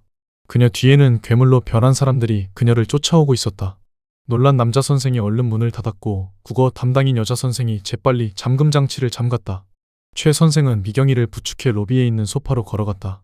언니는 매우 지친 모습이었습니다. 소파에 언니를 앉혀놓고 나서 우리는 어떻게 된 일인지 물었습니다. 언니가 회사에서 나온 뒤 학원까지 오게 된 과정을 말해주었습니다. 회사 건물에서 미경이가 빠져나왔을 때까지만 해도 도로 위에는 차가 다니고 있었다. 어떤 종류의 차든지 일단 잡아타야 한다는 생각에 미경이는 도로 쪽으로 미친 듯이 달려갔다. 주위에서 들려오는 비명은 그냥 무시할 수밖에 없었다. 자신의 목숨을 부지하기에도 상당히 힘겨운 상황이었다. 괴물한테 공격당해 피 흘리고 있는 사람들을 지나치며 무작정 달렸다. 하이힐을 신고도 이렇게 빨리 달릴 수 있다는 걸 그녀는 난생 처음 깨달았다. 도로를 향해 달려가고 있는데 때마침 택시가 한 대에 멈춰섰다. 택시를 부르며 그녀가 달려가자 기사는 당황한 모습으로 차 키를 돌리기 시작했다. 상황을 보아하니 기사는 자신이 원해서 차를 세운 게 아니었다. 운행 도중 갑자기 시동이 꺼진 것이었다. 기사로선 난감한 상태였겠지만 미경이로선 천운이나 다름없었다. 택시로 달려간 미경이가 조수석 쪽 문을 무작정 열었다. 당장 내리라는 기사의 외침에도 미경이는 자리에 앉아 문을 닫았다. 차키를 돌리는 기사를 보며 그녀는 안전벨트까지 맨 뒤 목적지를 외쳤다. 목적지는 당연히 집이었다. 기사는 시동을 거는 일에만 신경을 집중시켰다. 자칫 잘못하면 합승을 해야 할지도 모르는 상황이었다. 사방에서 몰려오는 정상인들이 차창 밖으로 내다보였다. 미경이는 다급한 목소리로 빨리 출발하라고 외쳤고 기사는 바깥을 내다보며 계속해서 차키를 돌렸다. 때로 몰려온 사람들이 택시에 다다랐을 무렵에 시동이 걸렸다. 부르릉 소리가 들리자마자 기사는 가속 페달을 밟았다. 조수석에 있는 미경이를 내쫓을 만한 겨를도 없었다. 사람들을 피해 기사는 속도를 높여야 했다. 몰려온 사람들하고 어느 정도 거리가 생긴 뒤에야 언니에게 욕을 퍼붓기 시작했대요. 언니는 제발 목적지까지 가달라고 통사정했지만 그 사람은 자기도 지금 당장 집에 가봐야 한다며 언니의 요구를 들어주려 하지 않았대요. 어쩔 수 없이 길이 갈라지는 지점까지만 그 택시를 탈 수 있었다고 하더라고요. 거기가 우리 학원이 있는 동네였어요. 불행 중 다행이라고 해야 할지 모르겠지만 언니는 학원을 향해 걷기 시작했대요. 서둘러 걸어가고 있을 때였어요. 건널목 건너에 있는 학원 건물이 보이기 시작했다. 신호등에 있는 불이 모두 켜져 있었다. 서라는 건지 가라는 건지 알 수가 없었다. 어쩔 수 없이 좌우를 살피며 미경이가 건널목을 건너가고 있는데 저 앞쪽 어딘가에서 요란한 소음이 들려왔다. 그것은 차와 차가 부딪힐 때 나는 소리였다. 모든 신호등이 망가져버린 상태였다. 도로는 무법천지로 변해 있었다. 시꺼먼 연기가 피어오르는 차를 향해 미경이는 열심히 걸어갔다. 사고가 난 차량 중 한 대는 그녀가 탔던 바로 그 택시였다. 택시를 알아본 미경이는 놀란 눈으로 잠시 멈춰섰다. 차의 앞유리가 와장창 깨져 있었다. 운전석에 있는 기사의 몸엔 다양한 크기의 유리 파편이 박혀 있었다. 특히 목에 박혀버린 유리 파편은 날카로운 단도를 연상케 했다. 목에서 흘러내린 피가 온몸을 적셨다. 끔찍한 모습 옆으로 그녀가 시선을 돌렸다. 조수석 시트에도 유리 파편이 박혀 있었다. 만약 저 자리에 자신이 계속 앉아 있었다면 어떻게 됐을지 상상만으로도 아찔했다. 미경이는 고개를 세차게 저으며 학원을 향해 발길을 돌렸다. 그나마 다행이라고 생각하는데 뒤에서 소름 끼치는 비명이 들리기 시작했대요. 두려운 눈빛으로 언니는 뒤돌아보았죠. 괴물로 변한 사람들이 건널목을 건너고 있었대요. 차에 부딪혀 튕겨져 나가는 괴물도 있었지만 대부분은 무사히 건널목을 건너왔대요. 그 죽음의 무리를 피해 언니는 도망을 쳤던 거예요. 온 힘을 다해 뛰어서 무사히 학원에 들어올 수 있었던 거죠. 여기까지 얘기하고 나서 최 선생은 숨을 골랐다. 나는 이 정도만으로도 충분히 상황이 파악되었을 거라고 여겼다. 요점은 이미 나와 있었다. 바깥은 괴물로 변한 사람들로 우글거리는 무법천지였다. 이 사실을 말한 시점에서 적당히 이야기를 마무리하는 게 좋을 것 같다고 나는 생각했다. 여기서 얘기가 더 길어지면 사족에 불과해질 뿐이었다. 손가락을 튕겨 최 선생을 불렀다. 그녀가 나를 향해 고개를 돌렸다. 나는 작은 목소리로 이제 이야기를 마무리 지으라고 말해주었다. 그녀도 얘기를 이어가기 위해 힘들었던 기억을 떠올리는 게 결코 쉽지만은 않았을 터였다. 알았다는 표시로 그녀가 고개를 끄덕였다. 숨을 내쉰 그녀가 다시 마이크 쪽으로 고개를 돌렸다. 인터폰이 울렸다. 아파트에 있는 누군가가 관리사무소로 인터폰을 건 것이었다. 우리는 순간 긴장감에 휩싸였다. 인터폰을 건 이유가 무엇인지 걱정이 앞섰다.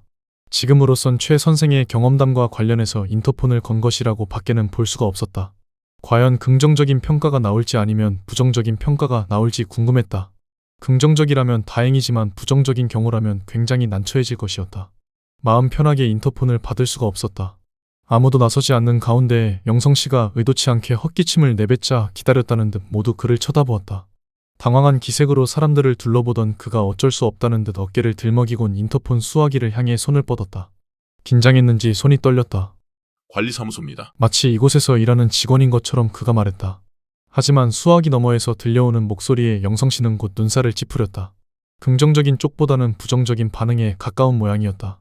나를 비롯해 모두 걱정스러운 눈빛으로 그를 쳐다보았다. 네, 알겠습니다. 저도 그 부분이 궁금하긴 하네요. 꼭 물어보도록 하겠습니다. 그가 인터폰 수화기를 내려놓았다. 그에게 관심이 확 쏠리는 순간이었다. 과연 저쪽에서 무엇이 궁금하다고 한 것일까? 부녀회장이래요. 그 호칭을 듣자마자 나를 포함해 몇몇 사람이 푸념에 가까운 한숨을 내쉬었다. 뭔가 대답하기 까다로운 질문을 했을 것 같았다.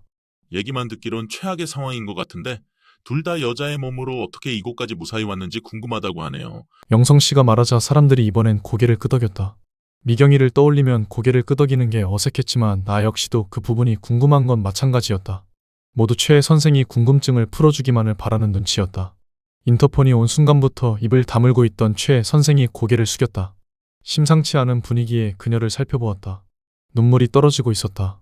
말로 풀어내기엔 벅찬 일을 겪었던 모양이었다. 그것이 우리가 궁금해하는 부분과 연관이 있을 거라는 건 이곳에 있는 모든 사람이 눈치챘을 것이었다. 영성 씨가 그녀에게 다가가 바닥에 무릎을 꿇었다. 의자에 앉아있는 최 선생과 눈높이를 맞추기 위한 행동이었다. 그가 최 선생의 등을 손으로 가볍게 토닥여 주었다. 무슨 일을 겪었는지 저희는 상상도 할 수 없을 겁니다. 다정한 목소리에 그녀가 고개를 들었다.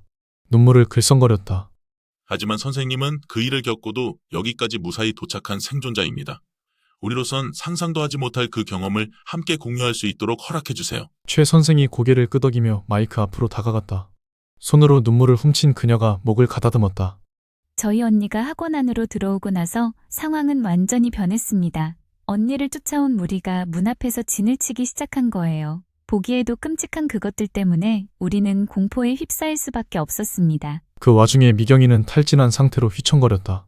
최 선생이 미경이를 부축해서 로비에 있는 소파에 앉히는 동안 남자인 수학 선생은 셔터를 내렸다. 셔터는 현관 안쪽에 있는 버튼으로도 제어가 가능했다. 일단 이 정도로 상황을 정리하고 나서 학원에 있던 선생들이 미경이에게 바깥 상황에 대해서 물어보았다. 미경이는 회사에서 학원까지 오면서 보고 겪었던 과정을 말해주었다. 각각 국어와 영어를 가르치는 여선생들은 절망적인 표정으로 서로를 바라보았다. 남자인 수학 선생은 이 상황을 어떻게 극복해 나가야 할지 온갖 방안을 내놓았다.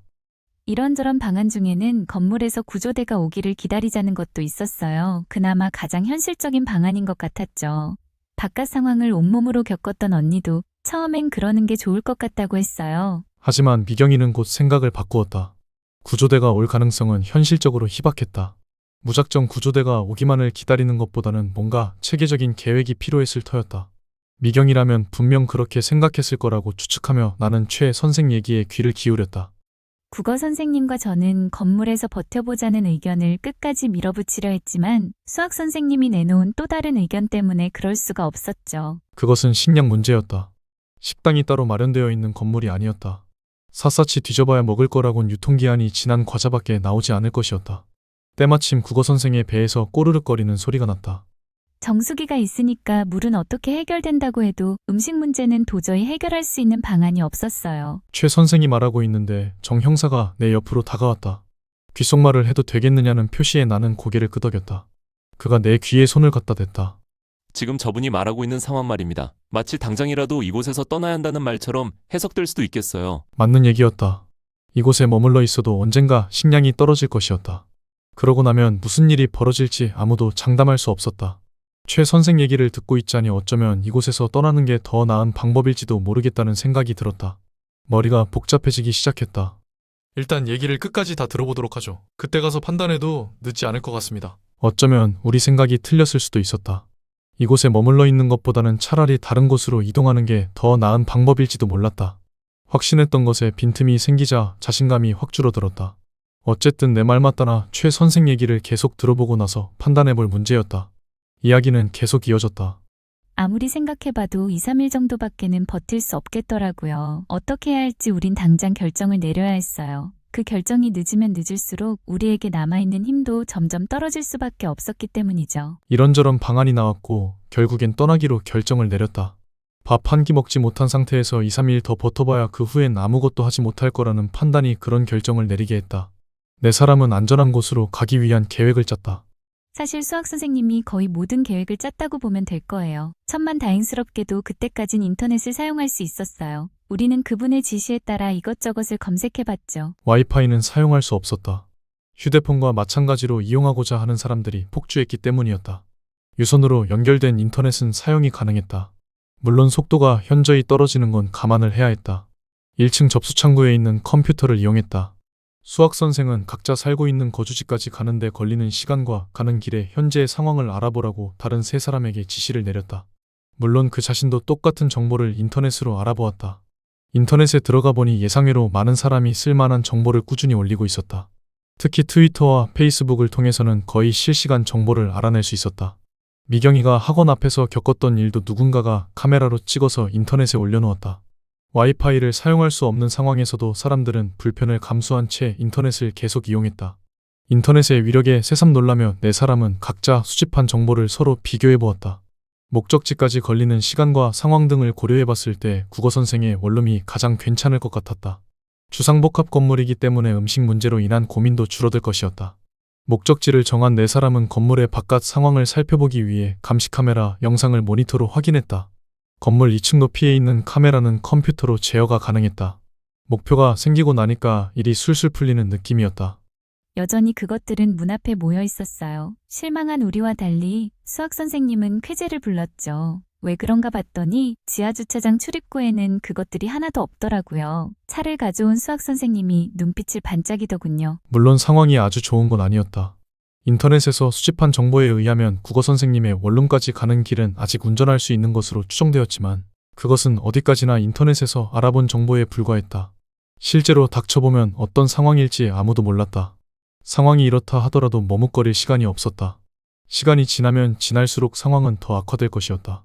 앞장선 수학선생을 따라 신속하게 지하주차장으로 내려갔다. 건물을 관리하는 사무소가 주차장 한쪽에 있었다. 그곳에서 텔레비전 소리가 들려왔다. 혹시 사람이 있을지도 모른다는 생각에 수학선생은 그곳으로 들어가 보았다. 사무소에는 아무도 없었어요. 텔레비전만 켜져 있었죠. 주유소가 폭파하고 사람들이 비명을 질러대는 장면이 나오고 있었어요. 아나운서는 그 와중에도 외출을 삼가라는 말만 되풀이하더군요. 우리는 그 아나운서에게 욕을 한바탕 퍼부어주고 나서 발길을 돌렸어요. 여기까지 말하고 나서 최 선생이 입을 다물었다. 침묵이 이어졌다. 아무도 재촉하지 않았다. 그녀가 다시 말문을 열 때까지 기다려주었다. 눈에 고인 눈물을 닦고 나서 그녀가 나를 향해 고개를 돌렸다. 그 여정의 첫 번째 희생자가 누군지 나는 아직 감도 잡을 수가 없었다.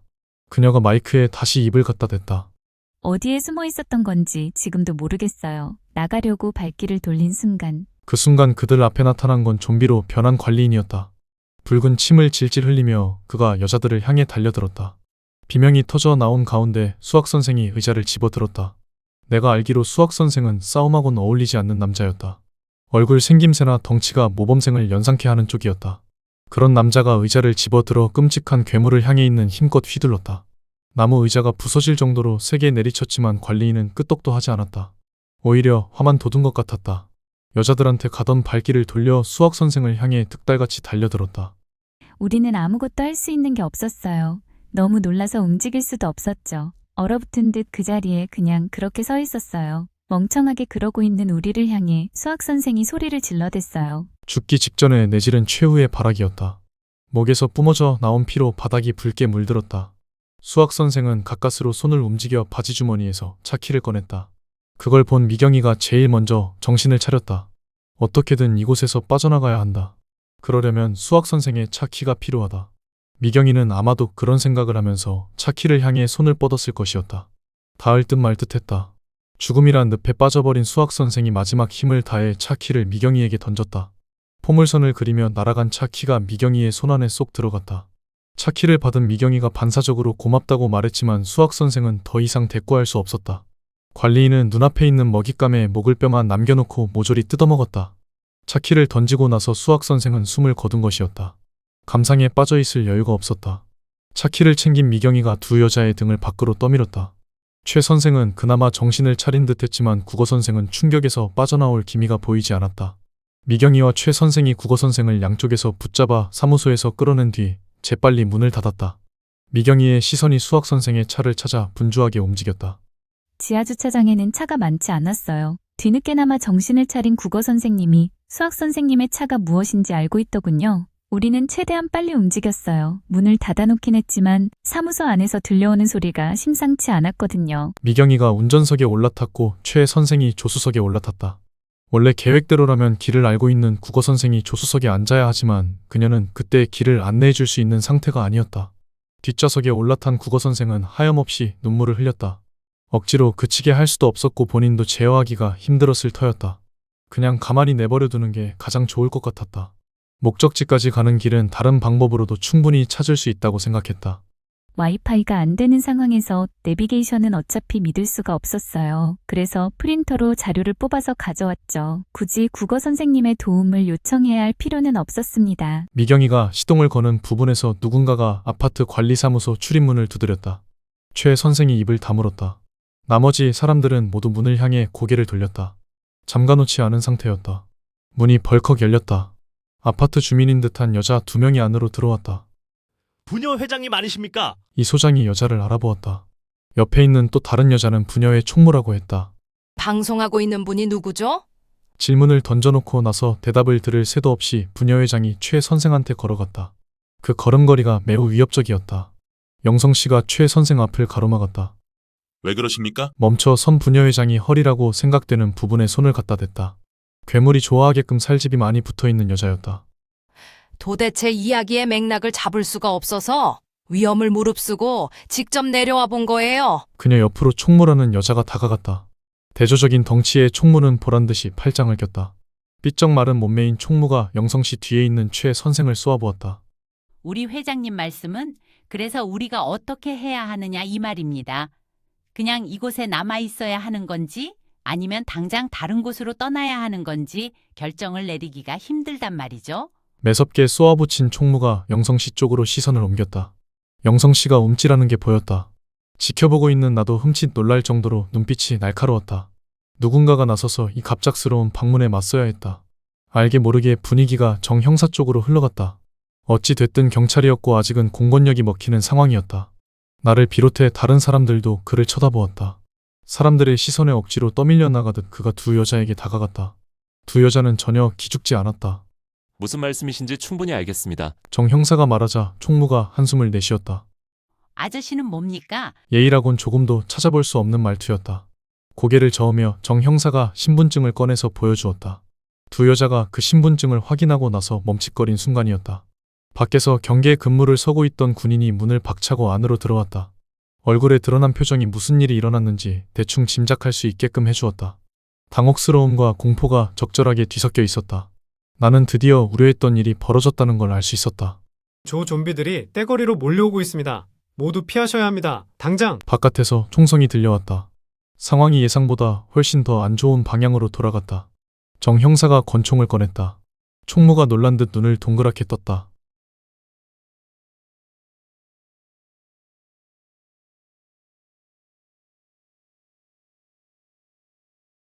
아래를 내려다보았다.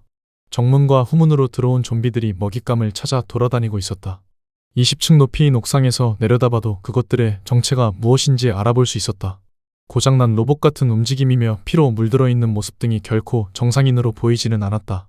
나는 한숨을 내쉬며 고개를 들었다. 아파트 단지 바깥에 있는 산후조리원 건물이 시야에 들어왔다.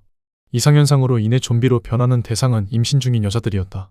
그렇게 본다면 산후조리원은 이상현상하고는 아무런 관련이 없겠지만 그럼에도 불구하고 산후조리원을 보고 있는 나의 마음은 편치가 않았다. 저 아래가 좀비들에게 점령당한 이유가 가까운 곳에 있는 산후조리원 때문일지도 모른다는 생각을 버릴 수 없었던 탓이었다. 터무니없는 생각이란 걸 알면서도 그러지 못한 이유는 뭔가 화풀이할 대상이 필요했기 때문이었다. 그것은 진실 여부하고는 아무런 상관이 없었다. 옆에서 지지직거리는 소리가 들려왔다. 정 형사가 손에 쥐고 있는 무전기에서 난 소리였다. 군인들이 가져온 장비였다. 현재 군인들은 2인 1조로 3개의 동에 각 한 조씩 배치되어 있었다. 관리사무소에 있던 사람들은 각자 자기가 살고 있는 곳으로 흩어졌다. 정 형사와 최 선생은 나와 영성 씨가 살고 있는 곳으로 왔다. 무전기를 통해 연락을 보내온 건 이 건물 2층에 배치되어 있는 군인이었다. 나와 함께 아래를 내려다보고 있던 정 형사가 상대방 얘기를 듣고 나서 알겠다고 대답했다.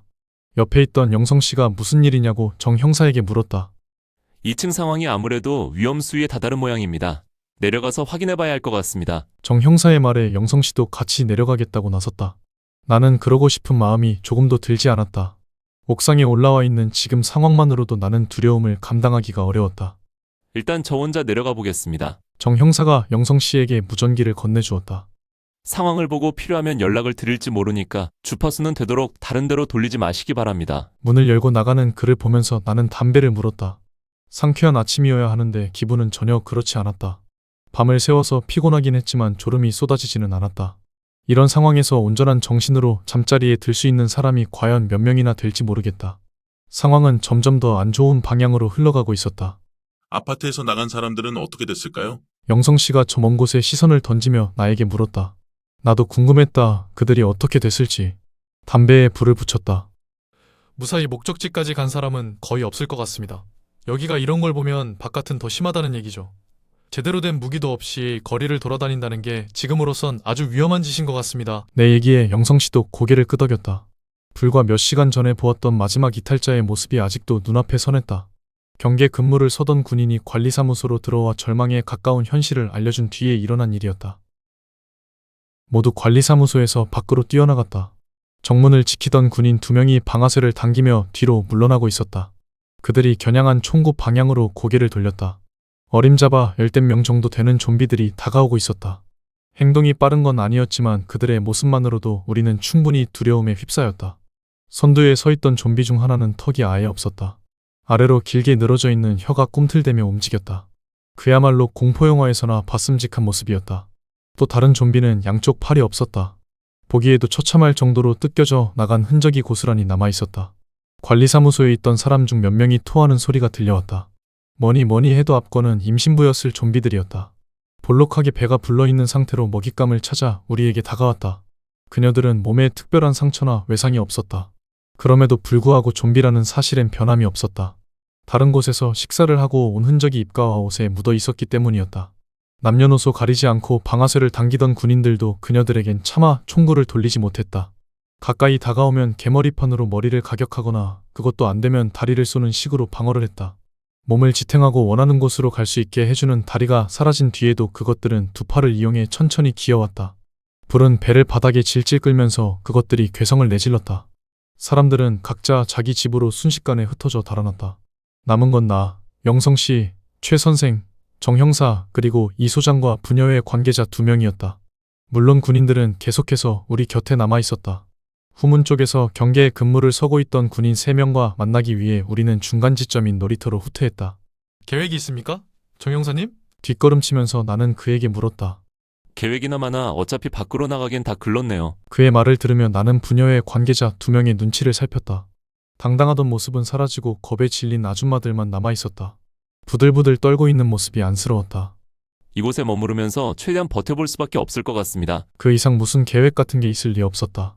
놀이터에서 나머지 군인들과 합류한 뒤 정 형사가 군인들을 2인 1조로 재편성했다. 아파트 건물이 3개 동으로 이루어져 있는 단지였다. 건물 하나에 한 조씩 배치되었다. 휴대폰이 불통인 와중에 무전기를 사용할 수 있다는 게 그나마 다행이었다. 부녀의 관계자 2명은 나와 다른 동에 살고 있었다. 군인 2명의 호의를 받으며 그녀들은 집으로 향했다. 이 소장은 우리와 다른 조하고 움직이기를 원했다. 관리사무소로 돌아갈 수 없는 상황에서 나머지 한 조에도 우리와 연락을 주고받을 수 있는 사람이 필요했다. 그런 이유가 아니더라도 우리로서는 그가 다른 조에 합류한다는 게 퍽 다행스러웠다. 자기 몸 하나 건사하기도 힘든 가운데 이 소장 같은 중늙은이를 돌봐줄 만한 여유는 누구도 갖고 있지 않았다. 어쩌면 이 소장도 그런 상황임을 눈치챘기에 우리와 떨어지려고 했는지도 몰랐다. 각자 가야 할 곳으로 향하는 그들을 보고 나서 우리도 발길을 돌렸다. 나와 영성 씨가 살고 있는 아파트 건물에서 여행용 가방을 든 남자가 나왔다. 들어가요. 나오면 안 됩니다. 그를 발견한 우리가 거의 동시에 외쳤다. 50대 중반 정도 돼 보이는 남자가 그런 우리를 보면서 코웃음을 쳤다. 자기 뜻대로 할 테니 방해하지 말라는 뜻이었다. 눈앞에 펼쳐진 광경을 보고도 어떻게 저런 선택을 할 수 있을까 싶었다. 그는 우리를 향해 가운데에 손가락을 내보인 다음 정문으로 걸음을 옮겼다. 우리는 그가 빠져나온 건물을 향해 있는 힘껏 뛰어갔다. 그를 도와줘야 한다는 생각은 우리 중 누구도 하지 않았을 것이었다. 군인들도 그에게 신경 쓰지 않았다. 건물의 공동현관문 안으로 무사히 들어가고 나서 우리는 유리문 밖으로 시선을 돌렸다. 느릿느릿 움직이는 좀비를 피해 정문으로 뛰어가는 남자의 뒷모습이 내다보였다. 과연 정문을 통과해 밖으로 나갈 수나 있을지 궁금했던 순간 때로 몰려온 좀비로 인해 길이 막히고 말았다.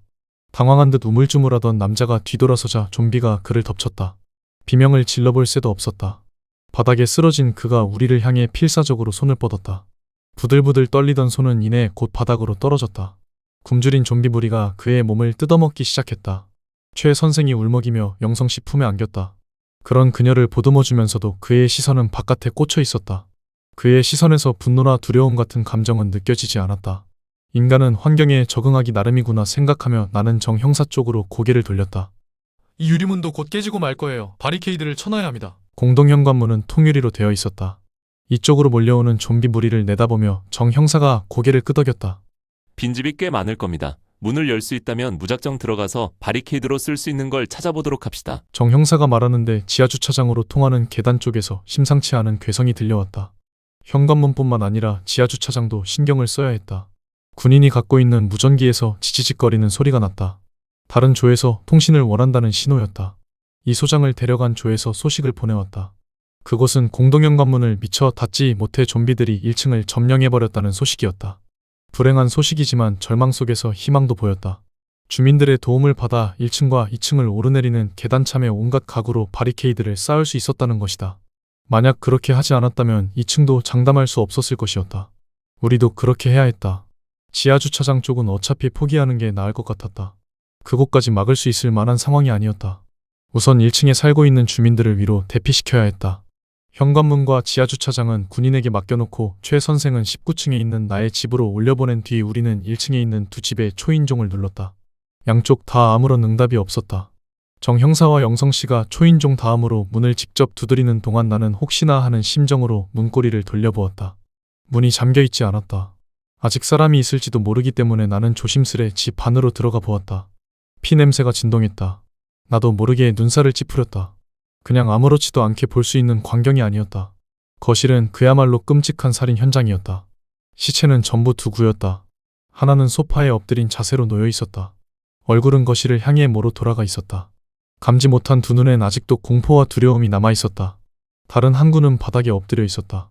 소파에 있는 여자의 어머니인 듯한데 그녀의 등에는 식칼이 꽂혀 있었다. 그러고 보니 소파 밑으로도 피가 흘러내린 흔적이 눈에 띄었다. 딸인 듯한 여자는 배에 치명상을 입은 걸로 추측되었다. 모녀를 죽인 범인이 거실 벽에 걸려있는 사진 속에서 환하게 웃고 있었다. 액자 안에 들어있는 건 가족 사진이었다. 의자에 앉아있는 모녀 사이에 남편이자 아버지였을 남자가 서 있었다. 그 남자의 얼굴을 나는 기억 속에서 쉽게 찾아냈다. 탈출을 시도했으나 끝내 실패해버린 마지막 이탈자가 바로 그였다. 사진 속에 있는 세 가족은 행복해 보였다. 억지로 지은 미소가 아니라 진심에서 우러나온 표정들이었다. 이상현상이 일어나기 전에는 이런 가족이 이곳에 살고 있다는 것도 알지 못했다. 가급적 반상회에 참석하려고 노력하는 미경이는 혹시 알지도 몰랐다. 어떤 가족이었는지 나중에 한번 물어볼까 생각하다가 나는 이내에 고개를 저었다. 쓸데없는 짓이었다. 이미 죽어버린 가족에 대해 미경이가 안다고 해도 달라지는 건 아무것도 없었다. 아내와 딸을 죽인 뒤 저 혼자 살겠다고 밖으로 뛰쳐나갔던 그는 이미 좀비의 한 끼 식사로 생을 마감했다. 옆집에서는 아무런 응답이 없었다. 정 형사가 현재 상황과 앞으로의 계획을 큰 소리로 알려주었지만 기척조차 느껴지지 않았다. 이 집에 있던 사람들은 문을 잠그고 밖으로 나간 것으로 우리는 결론을 내렸다. 시간을 끌면 끌수록 좀비들의 위협에 더 가까워졌다. 못내 찝찝한 기분을 떨쳐내긴 어려웠지만 어쩔 수 없이 우리는 2층으로 올라가야 했다. 2층은 한 곳은 비어 있었고 다른 한 곳은 사람이 남아 있었다. 다행스럽게도 그들은 매우 협조적이었다. 빈집에서 갖고 나온 가구와 전자제품들로 1층과 2층 중간에 바리케이드를 쌓았다. 책상을 엎어놓고 그 위에 텔레비전을 올려놓았다. 최신형 텔레비전보다 구형이 바리케이드를 쌓기엔 제격이었다. 비정한 아버지로 인해 온 가족이 몰살당해버린 집에는 신형과 함께 구형 텔레비전도 있었다. 거실엔 신형 텔레비전이 벽에 붙어 있었고 안방엔 덩치 큰 구형 텔레비전이 놓여 있었다. 바퀴가 달려 있어서 밖으로 끌고 나오기는 수월했다. 낑낑대며 계단참까지 옮기면서도 불평을 늘어놓는 사람은 아무도 없었다. 군인의 호의를 받으며 우리는 바리케이드를 최대한 견고하게 쌓았다. 바리케이드를 쌓고 나서 잠시 쉴 때까지도 아래에선 아무런 기척도 느껴지지 않았다. 그때까지만 해도 아직 현관문이 깨지거나 지하주차장을 통해 그것들이 침입한 상황은 아니었다. 하지만 나를 비롯해 그곳에 있던 사람들은 이 모든 게 시간 문제라는 걸 알고 있었다. 무전 연락을 받고 2층으로 내려간 정 형사가 과연 어떤 상황과 맞닥뜨리게 되었는지 궁금했다. 옥상 바닥에 담배꽁초를 버리면서 영성씨를 보았다. 우리가 먼저 연락해보는 게 어떨까요? 내가 말하자 영성씨가 무전기를 들었다. 묵직해 보이는 무전기에서 금방이라도 지지직거리는 소리가 날 것 같았다. 무전기를 보면서 잠시 고민에 빠져있던 그가 결심한 듯 무전기를 귀에 갖다 댔다. 어쩌면 그는 긁어 부스럼을 만들고 싶지 않았는지도 모른다. 무슨 일이 있었다면 그쪽에서 먼저 연락했을 터였다. 아니면 연락을 취하지도 못할 정도로 긴박한 상황이 벌어졌을지도 모를 일이었다. 만약 그런 상황에서 연락을 취하게 된다면 우리는 꼼짝없이 아래로 내려가야 했다. 연락해보자고 제안한 게 새삼스레 후회되었다. 그쪽 상황은 어떻습니까, 정 형사님? 영성씨의 질문 뒤에 우리는 정 형사의 대답을 기다렸다. 크게 걱정하실 일은 생기지 않았습니다. 3층에 사는 사람들이 서로 싸우는 바람에 약간 소란스러워졌던 모양입니다. 생각했던 것보다 현관문이 튼튼해서 아직 1층으로 좀비들이 밀려들어오지 않았지만 가급적 큰 소리는 나지 않도록 조심해야 했다. 지금까지 정황으로 밀어보면 그것들은 소리에 민감한 편이었다. 이런 상황에서 왜 싸웠답니까? 영성씨가 던진 질문을 들으며 나는 속으로 피식 웃었다. 질문이 어이없다는 생각 때문이었다. 솔직히 이런 상황이기에 사람들이 싸우는 것이었다. 도대체 제정신으로 이 상황을 견디고 있는 사람이 과연 몇 명이나 되겠는가. 다들 신경이 날카롭게 변해 있었다. 더위로 인한 불쾌지수는 비교도 할 수 없을 정도였다. 음식 때문에 싸운 모양입니다. 음식이요? 영성씨가 눈살을 찌푸리며 나를 보았다. 우려했던 일이 터지기 시작했다는 눈치였다. 우리는 이런 일에 대해서 이미 대화를 나눠본 적이 있었다.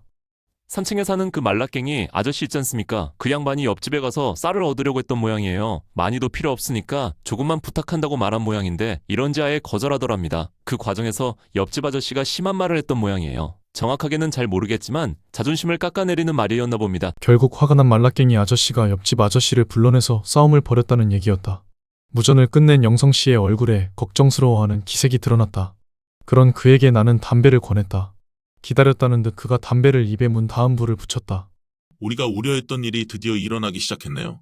그런데 예상했던 것보다 너무 빠른 거 아닌가요? 나는 말하며 고개를 갸웃거렸다. 우리가 예상했던 시간은 일주일 정도였다. 그 정도가 지나고 나면 식량이 떨어지는 집이 생겨날 것이고 그런 사람들로 인해 식량 쟁탈전이 일어날지도 모른다고 예상했었다. 지금부터 만반의 준비를 해놔야 할 것 같습니다. 영성씨는 우리 집에 식량이 어느 정도 비치되어 있다는 걸 알고 있었다. 만약 아파트에 갇히는 상황이 길어지게 되면 나와 미경이가 먹는 것만으로도 식량이 모자라게 될 것이었다. 나를 보는 그의 눈빛이 갑자기 부담스럽게 여겨졌다. 준비는 해야 하겠지만 곧 좋은 소식이 있겠죠? 그의 시선을 피해 나는 고개를 돌렸다. 경비실에서 함께 근무를 서고 있을 때 식량 문제에 대한 얘기를 나눈 적이 있었다. 일주일이라는 한계선을 그어놓고 그 안에 정부의 움직임이 있을 거라고 우리는 기대했다. 계엄령이 선포된 거나 마찬가지인 상황에서 정부의 움직임이란 곧 군대의 동원을 의미하는 것이었다. 지금쯤 밖에서는 이 상황에 대한 해결 방안이 나오고 있을 거라는 희망을 우리는 조심스럽게 품어보았다. 그때 나눴던 대화를 떠올리며 나는 아래를 내려다보았다. 좀비의 움직임에 변화가 생긴 게 눈에 띄었다. 전체적으로 넓게 퍼져 있던 그것들이 한 곳으로 몰리고 있는 양상이었다. 그곳은 내가 서 있는 위치에서 옆으로 두세 개 라인쯤 떨어져 있었다. 한 동이 5개 라인으로 이루어져 있는 건물엔 공동형 관문 역시 총 5개가 설치되어 있었다. 정신없이 도망치느라 다른 곳은 미처 떠올리지 못했다. 나는 고개를 들어 옥상에 있는 다른 문들을 살펴보았다. 공동형 관문과 똑같이 옥상 문도 모두 5개였다. 그중 하나가 벌컥 열리면서 남자가 밖으로 뛰어나왔다. 문을 잠그는 그를 향해 우리는 서둘러 다가갔다. 온몸이 피로 물들어 있었다. 이봐요, 무슨 일입니까? 영성씨가 남자의 어깨를 붙잡으며 물었다. 그는 겁에 질려 있었다. 부들부들 떠는 모습이 안쓰럽게 느껴질 정도였다. 내 집사람을 그 괴물이 초로의 나이에 접어든 그의 눈에서 눈물이 떨어졌다. 얘기를 계속 들어보지 않아도 무슨 일이 있었는지 알 수 있었다. 문제는 그 일이 일어난 배경과 시간이었다. 지금 상황에서 꼭 알아야 하는 것이었다. 지금 아주 힘드시다는 건 알겠지만 저희가 꼭 알아야 할 게 있습니다. 내 말을 들으며 그가 눈을 깜빡였다. 눈물이 주르륵 흘러내렸다. 언제 일어난 일인지 그리고 몇 층에서 일어난 일인지 알려주실 수 있겠습니까? 10분도 안 됐어. 그가 울먹이는 목소리로 겨우 대답했다. 그리고 난 1층에 살고 있습니다. 여기까지는 엘리베이터를 타고 올라왔어. 그렇다는 건 아직 그것들을 막을 수 있다는 얘기였다. 영성 씨가 무전기로 현재의 상황을 정 형사에게 알렸다. 군인 한 명을 데리고 정 형사가 옥상으로 올라오겠다는 말을 듣고 나서 무전을 끝냈다. 짧은 시간이라도 마냥 기다리고 있을 수만은 없었다. 바닥에 주저앉아 버린 남자를 뒤로 한 채 우리는 다른 옥상 문으로 다가갔다. 긴장한 표정으로 영성 씨가 문고리를 천천히 돌렸다. 나는 그 뒤에 서서 안쪽을 살펴보았다. 아무 소리도 들리지 않았고 어떤 인기척도 느껴지지 않았다. 마른 침을 꿀꺽 삼키며 그를 따라 안으로 들어갔다. 콘크리트가 만들어낸 서늘한 기운이 느껴졌다. 무전기에서 지지직거리는 소리가 났다.